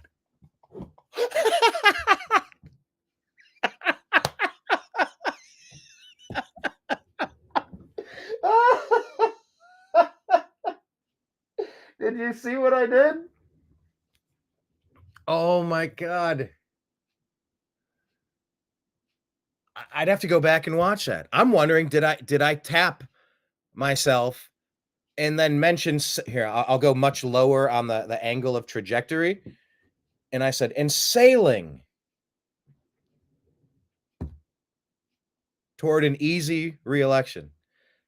I think what I did was when the boat was sailing and my arm went in that general direction, pointed down now, you see it's pointed down. But as it goes sailing, I think I did the Elon thing. Oh my God, he gesticulates. He talks with his hands. He must be a bleep. No. All that dumb fuckery. I am not wasting a single moment about Elon the Nazi. That is the most dumb shit. Next topic. But I think I did just say, Trump, I think I tapped my chest and I think I said he was sailing away with an easy victory. There's moments to a show that just become some of my favorite moments ever. One of them was this. This is from a couple episodes ago. I talked about how Democrats and their main agenda for the past 8 years, I mean, we could say 20 years, but for recent memory, most of the past couple, Kenneth did not see that.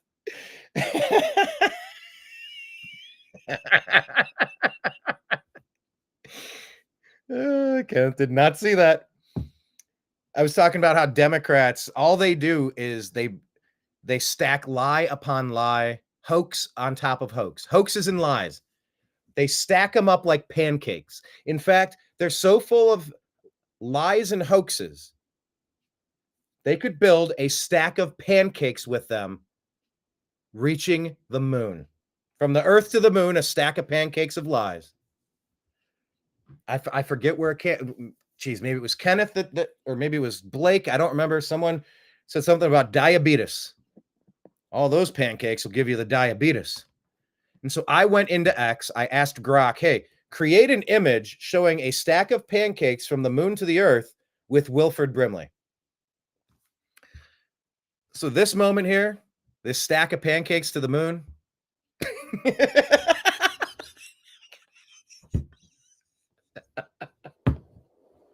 Was one of my favorite moments on Agree to Disagree or TNAM Morning Show, TNAM AM Show history. Now I'm on a split screen with a panel of a stack of pancakes. This is so stupid. I love it. I love it so much. So much so that I kept this tab open on my computer because it keeps cracking me up. But that moment where I said Trump was sailing to an easy victory, and my arm moved in the general direction of something taking off like an airplane. It starts on the ground and it goes up and away. I am so done. I am so done with the Democrat dumbfuckery. Done with it. Yeah, liabetes.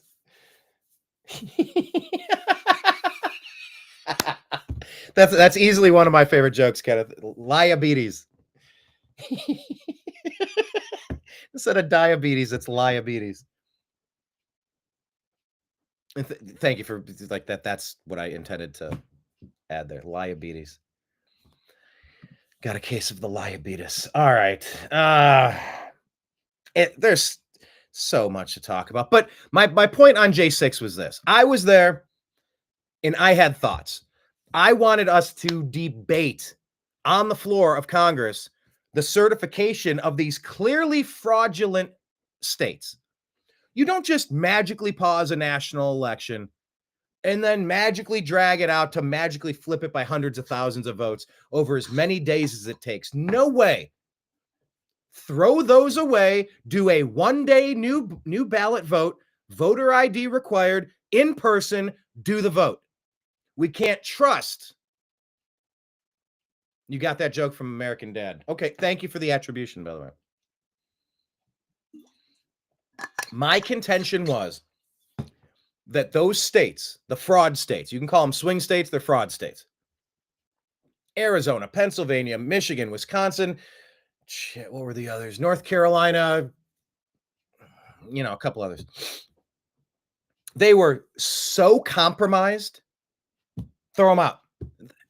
Do a new vote, a one day, let's determine it based on that. I cannot trust that I've never seen a vote paused in my lifetime, let alone paused to magically flip hundreds of thousands of votes in a landslide win to turn into a razor thin loss.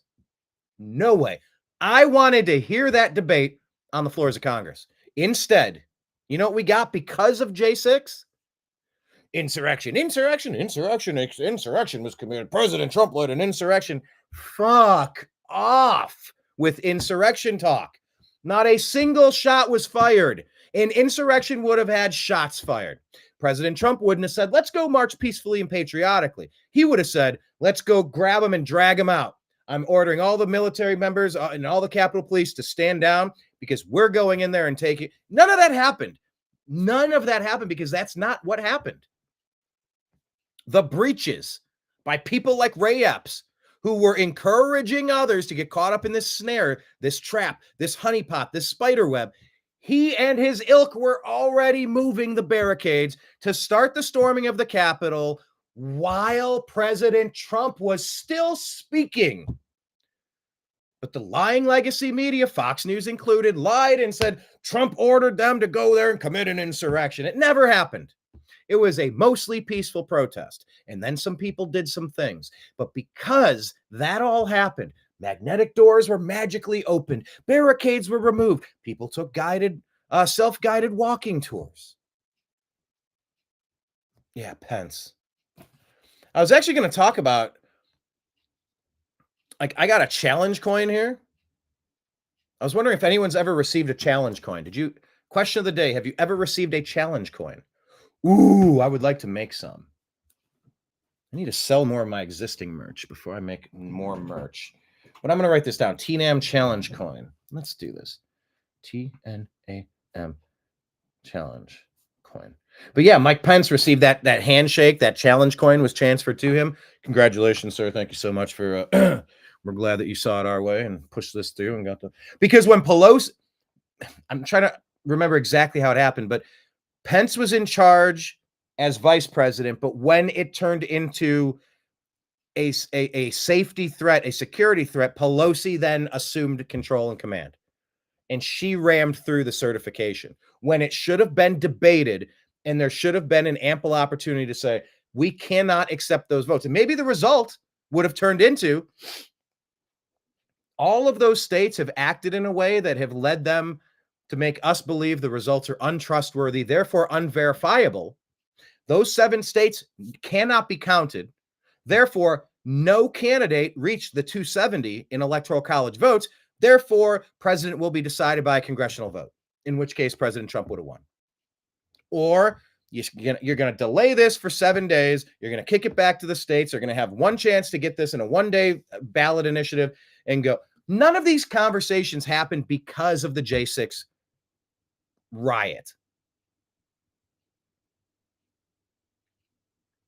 Donation from Coinbase. I do need to put a crypto link here. Actually, let me add that. Add TNAM crypto donation link. That's another good point. I don't know how to do that or where to do that, but let me look into that. But yeah, I know you're doing coin and Coinbase and something to think about. I do want a TNAM cryptocurrency as well. Kenneth has not received a challenge coin. I felt angry for a while and sad, disgusted. I felt a lot of the same things the lefties felt after J6. I was tear gassed. I didn't do anything. I'm just there to interview people, do a man on the street, see what there is to see. Went down to the thing, saw some shit, filmed it, licensed it out so other people could see it, document it for history's sake. I got some of the best footage that day, hands down. I'm very proud of what I was able to accomplish as a videographer that day. And my man on the street. If you haven't seen the documentary on YouTube and Rumble, it's what is it called? J6, the unreleased interviews. It's a documentary. I think it's on the thumbnail or on the homepage if you go to YouTube. I didn't even release that for 2 years because everything was so toxic and demonized. And that's what the deep state planned. That's exactly what they got out of it. And they thought it was going to take Trump down. But look, it didn't. And I'm very thankful for that because I don't know where we'd be right now if President Trump wasn't back in there. And I want DNI Ratcliffe to go into the CIA. I want Kash Patel to be in the FBI. I want Tulsi at DNI. Release RFK, JFK, MLK. Fuck the people that killed them. And that's probably the CIA. It's probably our deep state, some sort of blend. Were the Bushes involved? Oh, by the way, remember when Reagan was shot? So maybe Daddy Bush could have assumed that role pretty quickly. I'm so sick of it. I am so sick of it. And it's been my guiding thrust. It's been at the forefront of who I am and what I do. It's just trying to make sense of a weird world. So I was angry about J6. Watching how many innocent people, how many nonviolent people, let's stick with that. Were they guilty of trespassing? Were they guilty of obstructing a federal meeting? Stop. The lefties go into all the state houses and bark, bark, bark, bark, bark, bark, abortion, abortion, abortion, Gaza, Gaza, Gaza. There's a pet project of the week going in and storming and disrupting meetings all day. Cry me a river. You allow it when it's them. You allow BLM to torch all the cities, not all the cities, but you allow BLM to torch cities across America all of 2020, most of 2020, the majority of 2020. Fundraising off of it. Kamala Harris pushing the Minnesota Freedom Fund to bail all of these rioters out. What was it, 22 deaths from BLM activities? There were 0 deaths on January 6th. Ashley Babbitt was the one person shot and killed. There were several who committed suicide. Maybe they did, maybe they didn't. Officer Sicknick, they said he was killed that day. He was hit with a fire extinguisher. They fucking lied to you about that. To demonize Trump and you if you tried to still support him. These monsters. Tucker released a report showing Officer Sicknick. We finally got some of that video footage. Oh, he's up, he's walking around, he's fine. They said he died here. He didn't die. He died after the fact. So what did Fox News do? They fired Tucker. You know what they did? They caved in on the Dominion lawsuit case. They didn't have to do that. They had almost no downside to just fighting it. Oh no, our Fox News talent knew that the election wasn't rigged. Therefore, we're going to lose this case. No, you didn't. Nobody knows. When you have a machine that you can't audit and the people who make a machine say, well, that's proprietary information. Nope, you're not allowed to see it and you can't run an audit. Then that's a ballot you can't trust. I don't care what company it is. If you're not in charge of the device and if you don't have keystroke access, watching every command that's being issued on it, you have no idea if it's accurate or not. Therefore, there is no possible way that either President Trump or any Fox News talent could have known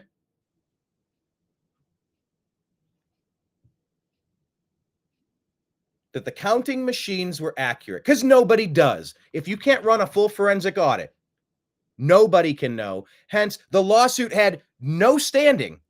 Fox News quit instead of taking it to the verdict. They bailed. They worked out a plea arrangement where they admitted guilt. Now, did they ever pay all that money? I would love to find out. I would love to find out. But you know what they did do? After Tucker Carlson showed you the Sicknick video and said, they keep saying that the Trump people went in and killed cops. It never happened. It never happened. Yeah, they were swinging. Yeah, they were throwing. Not a single shot was fired. Nobody was. My understanding is nobody was killed that day. If I'm misstating that, I apologize. Correct me in the comments. Put a link to the article. Type it afterward on YouTube or Rumble. But I think there were like 5. Actually, let me ask Grok. Let's see. You can't trust Elon.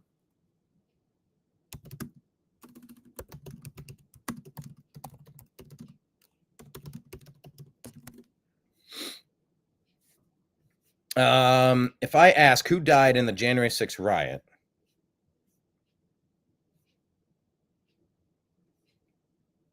okay, yes, I'm misspeaking. There were several protesters. Roseanne Boylan. Okay, so yes, Ashley Babbitt was killed that day. She was the only one shot that day.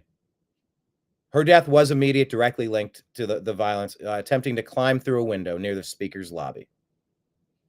Brian Sicknick, a U.S. Capitol Police officer, suffered from health complications following the riot, and he died the day after.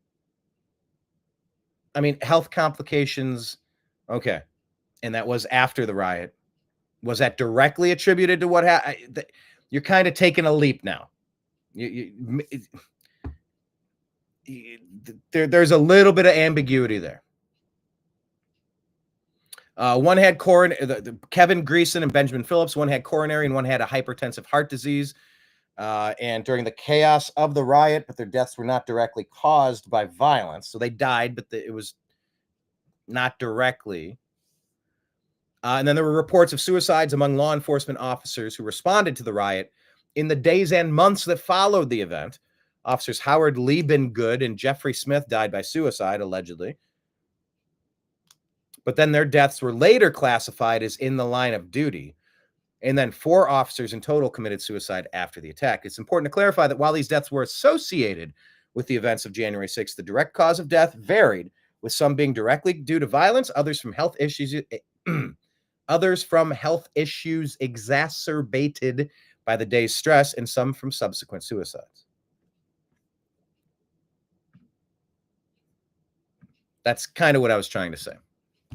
Maybe that was a better way to say that.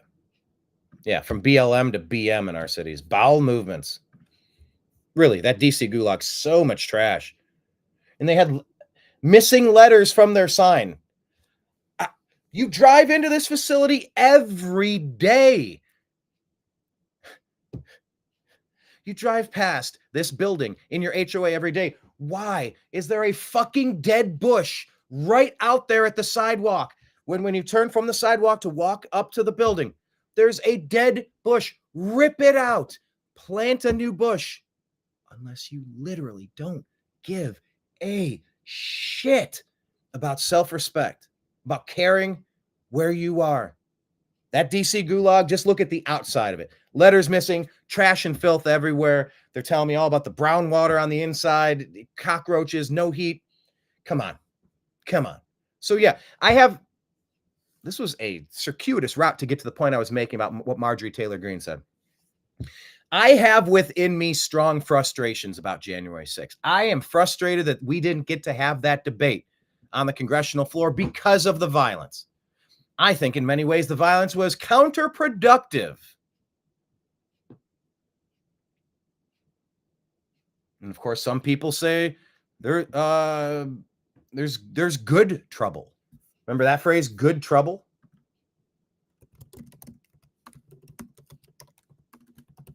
Some people think that type of protest is what will get things done. It will move the needle. Good trouble is a term popularized by the late Congressman John Lewis, an American civil rights leader. Good trouble and necessary trouble to describe his activism, especially during the civil rights movement, advocating for nonviolent protests and civil disobedience. But good trouble could be disruptive acts aimed at promoting change. But, you know, good trouble can often morph into other stuff.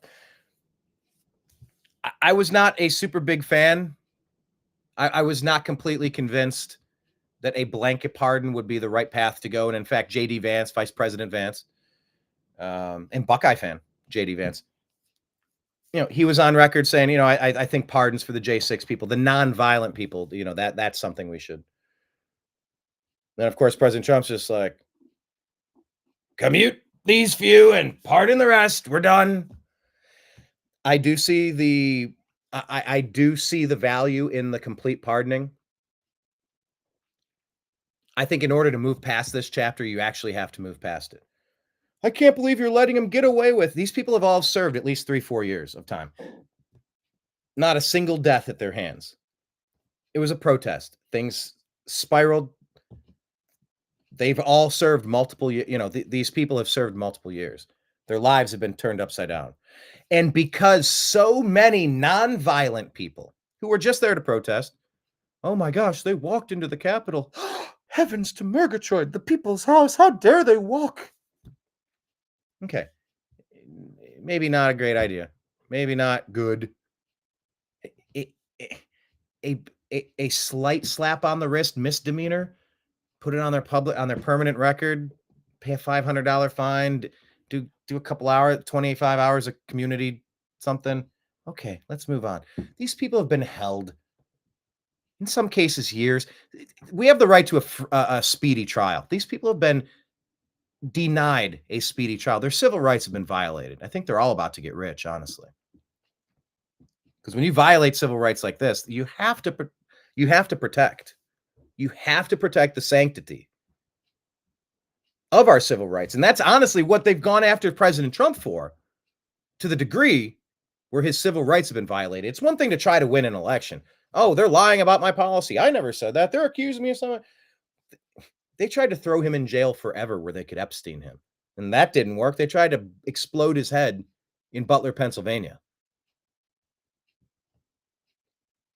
Being framed in Georgia, Jack Smith, Fannie Willis, this person, that person, Letitia James, give it a rest. You got to be kidding me. Civil rights violations. And I hope justice is coming. So I was initially not fully supportive of a full pardon and commutation of everybody because, look, I admit, I haven't looked at every single person's trial.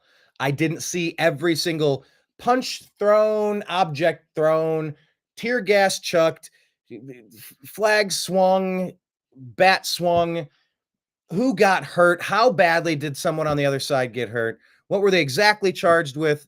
A lot of that is something that I am not an expert on, which would make me reticent. It would make me hesitant to just say, yeah, just you need to pardon them all. Because I'm sure some people did some stuff that were pretty bad.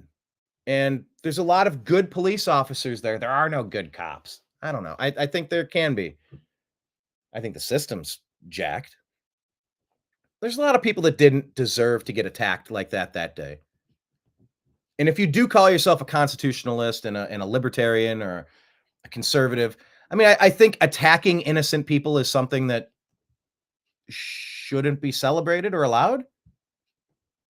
But then you say, well, you're not attacking a good person. You're attacking somebody who is defending the coup that just took place to overthrow the United States. When in the course of human events, a list of usurpations, yeah, it's your duty to overthrow that fraudulent government. I understand what Oath Keepers and Proud Boys. By the way, check out my interview with Stuart Rhodes. I don't think I posted it yet. I was going to post it 2 days ago, and then we ended up going to the courthouse another day. God, it was cold out there. I swear, like my feet and my hands are still cold from that experience. I need to level up and get like some USB charged socks or something. But I think I'm okay in my position of saying I think the best path forward from a dark day, from a dark moment in our nation's history, I think the blanket pardon of everyone is the path. I can understand the utility of it. I do. I understand the utility of it. And so that's where we are. And because so many nonviolent people were caught up in this, took a selfie in a rotunda. Oh, he's a lectern guy. Let's throw him away into jail forever. Do you know the story? You know, he picked it up and moved it 30 feet and set it down. Oh my God. Fine. You want to put it on his permanent record? You want to slap him with a misdemeanor? Okay. But they ramped all of these charges up so much for nonviolent people that I think it could make sense to let the other people go to balance out the ones that were caught up in the web and should have never been abused like that in the first place. By the way, example of that, Matthew Perna. He walked calmly into the Capitol building for only 14 minutes on January 6th after being invited in by Pelosi's Capitol Police. These are Pelosi and Bowser's Capitol Police. Pelosi and Bowser, who declined President Trump saying, Nancy, bring the National Guard. I want to keep it mostly peaceful. Peacefully and patriotically, they said. I said, sir, peacefully and patriotic. As 1,500 J6 prisoners are celebrating their release, Matthew can't because he's dead. Matthew pled guilty to initial charges for walking into the building calmly for 14 minutes, and he believed he might face 6 to 12 months in prison. Only after pleading guilty did the domestic terrorist and BLM supporter within the DOJ, Matthew Graves, remember, they like some forms of trouble, good trouble. They're okay with good trouble. And trouble is good if it serves their purpose, like BLM. Matthew Graves informed Matthew Perna that he would seek a terrorism enhancement to his sentencing, which would then raise his sentence to 6 to 9 years in federal prison. This is after he pled guilty, just saying, I want to get back to my life. I want to get this over with. 4 days after receiving the news receiving that news, Matthew went into his garage, put a rope around his neck, and hung himself. After more than a year of torture in the United States, he could not take it any longer.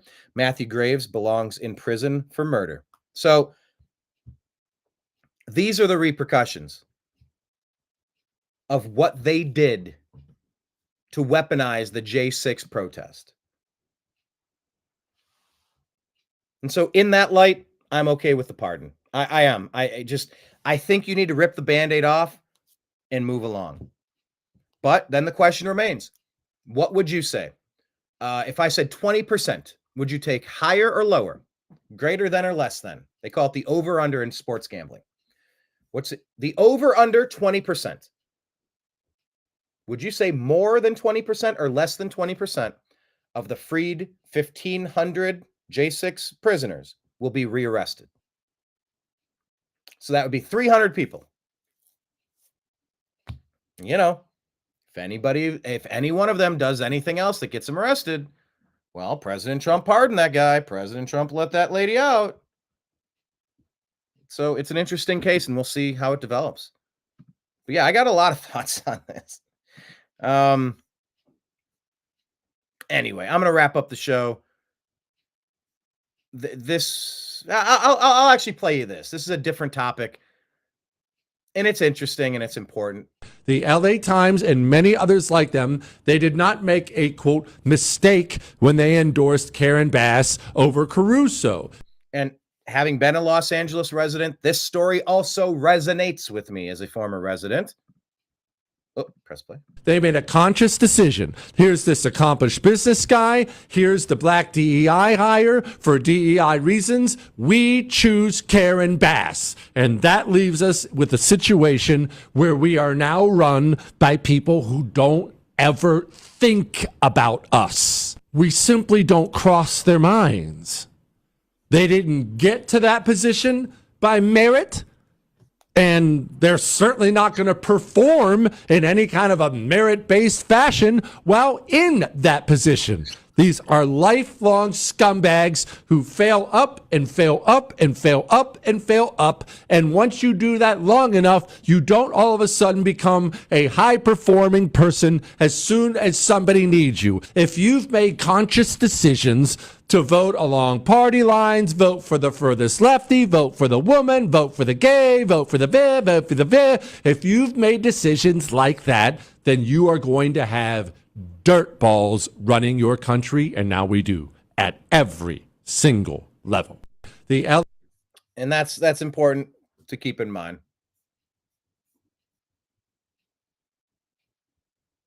This stuff that's happened, there's a reckoning happening. And I think we have to imagine a better future, a golden age, build a better mousetrap. This stuff, the way that they've been doing it, that ain't it. Hasn't fixed anything. It's made almost everything everywhere worse. Imagine, by the way, just imagine a world where your dollar was twice as effective. It took half as many dollars to pay your mortgage, half as many dollars to fill up your gas tank, half as many dollars to go to the grocery store, half as many dollars for everything. The rampant debt bomb that these people have put on us. Look at California. Look at where they prioritize all of their stuff. Misdirected DEI, racist nonsense. Illegal. DEI is illegal. You cannot discriminate based on race, color, creed, sexual preference, any of that. But that's all DEI is. They say, well, if you're white and straight and Christian and male, then everybody else gets a job before you. How did we find a place in our world where that's a thing? Denying others the opportunity to get jobs. And while other people are being prioritized just because of what they look like and who they like. We really have to invent a better plan moving forward. I am hopeful in the first couple of days. I've seen a couple of really good things. I mean, I can't unpack all 200 of the executive orders that went through. However, there's a lot of common sense stuff happening. And I am encouraged. I really am encouraged. That 500, what was that? That $500 billion investment into AI for vaccines or whatever that is, that story's got me a little wonky. I got a lot to unpack there. But for the most part, there's a lot of good things happening. I would love to see a quick end to these two wars in Ukraine and Gaza. I'm hopeful that we can. And I'm hopeful that as long as we don't waste our time talking about Elon's arm, and I'm telling you guys, I did that same thing because Trump was running off in a landslide, See, my arm's lower, so it doesn't count. I think if we focus on the right things, we can improve some things. And yeah, I am hopeful. This isn't moving as fast as I want. Good things rarely do move as fast as you want them to. But at some point soon, the J6 thing will be behind us. At some point soon, this criminality at the border to let rapists and murderers in, that'll be behind us. And we just have to make sure we never put people like Karen Bass and Gavin Newsom into California ever again. Got to pass the SAVE Act so that our elections are accurate and auditable, verifiable. Make it a holiday. It's Armageddon. Emphasis on the arm. Is that adjustable rate mortgage? Nope, another arm. I'm going to keep my optimism here. I don't think the Democrat Party can survive what they've become. They must be shattered into 1,000 pieces. Didn't JFK say that about the intelligence agencies that were going rogue, starting wars, assassinating people, devaluing our currency so that everybody becomes more and more and more of a debt slave? It's harder and harder and harder to get by. Imagine a world where it's easy to afford things. Remember how it used to be? Can you remember? I mean, we might not be old enough to, of course, we're not old enough. A husband and wife could get married, and maybe the husband could go work and the wife could raise their several children, and his paycheck could afford to buy the groceries and the mortgage payment and the vehicles and the clothing and the cars and the health care. I mean, look around. Everywhere you look, it's harder and harder for people to get by. Then people resort to making bad decisions. I assure you, there's a lot of people, because of drug dealing money decisions, ended up in federal prisons. Maybe these are peaceful, nonviolent people that could be contributing to our planet instead of being locked in a cage like a zoo animal. Let's try to imagine a better future. That's what I'm hopeful for. A lot of complexity to the penitentiary system. There's a lot of complexity to January 6th. There's a lot of complexity to DEI. There's a lot of complexity to all of these issues. But I think we have to discuss them in thoughtful manners and have more conversations with people we don't agree with to kind of vet our viewpoints a little bit. Consider things we hadn't really considered. I honestly hadn't spent a lot of time thinking about the prison system. I haven't really cared. I haven't had the need to. But I'm thinking about it now. I would much rather have 30,000 peaceful prisoners. See, and that's the thing. I'm back to the peaceful part, because the J6 had non-peaceful people who were released. But rehabilitated prisoners. I'd rather rehabilitate 30,000 prisoners to go work at those facilities in Springfield, Ohio, than illegally dumping 30,000 Haitians into that community, or Somalis, or Germans, or Italians, or Irish. It doesn't matter where. I'd rather work to get some jobs to people who are here, who want to do something for themselves, want to get back on their feet, be productive, be respected. So I'm thinking, and I hope we're all thinking, I hope we're all considering better paths forward, better mousetraps, if you will. Okay. Wrapping up comments. Nope. I did not listen to the music yet. I intend to soon. What should I start with? Where should I start? What do I don't even know. I have a, yeah, maybe I'll just figure it out and have it playing in the background while I'm working on some other projects. That's how I'll start. I'll just do it that way. Just maybe shuffle or go through in order. I don't know. We'll find out. But thank you, Kenneth. Okay, let me wrap this up. I intend to be back at 3 o'clock. That's like coming up real soon.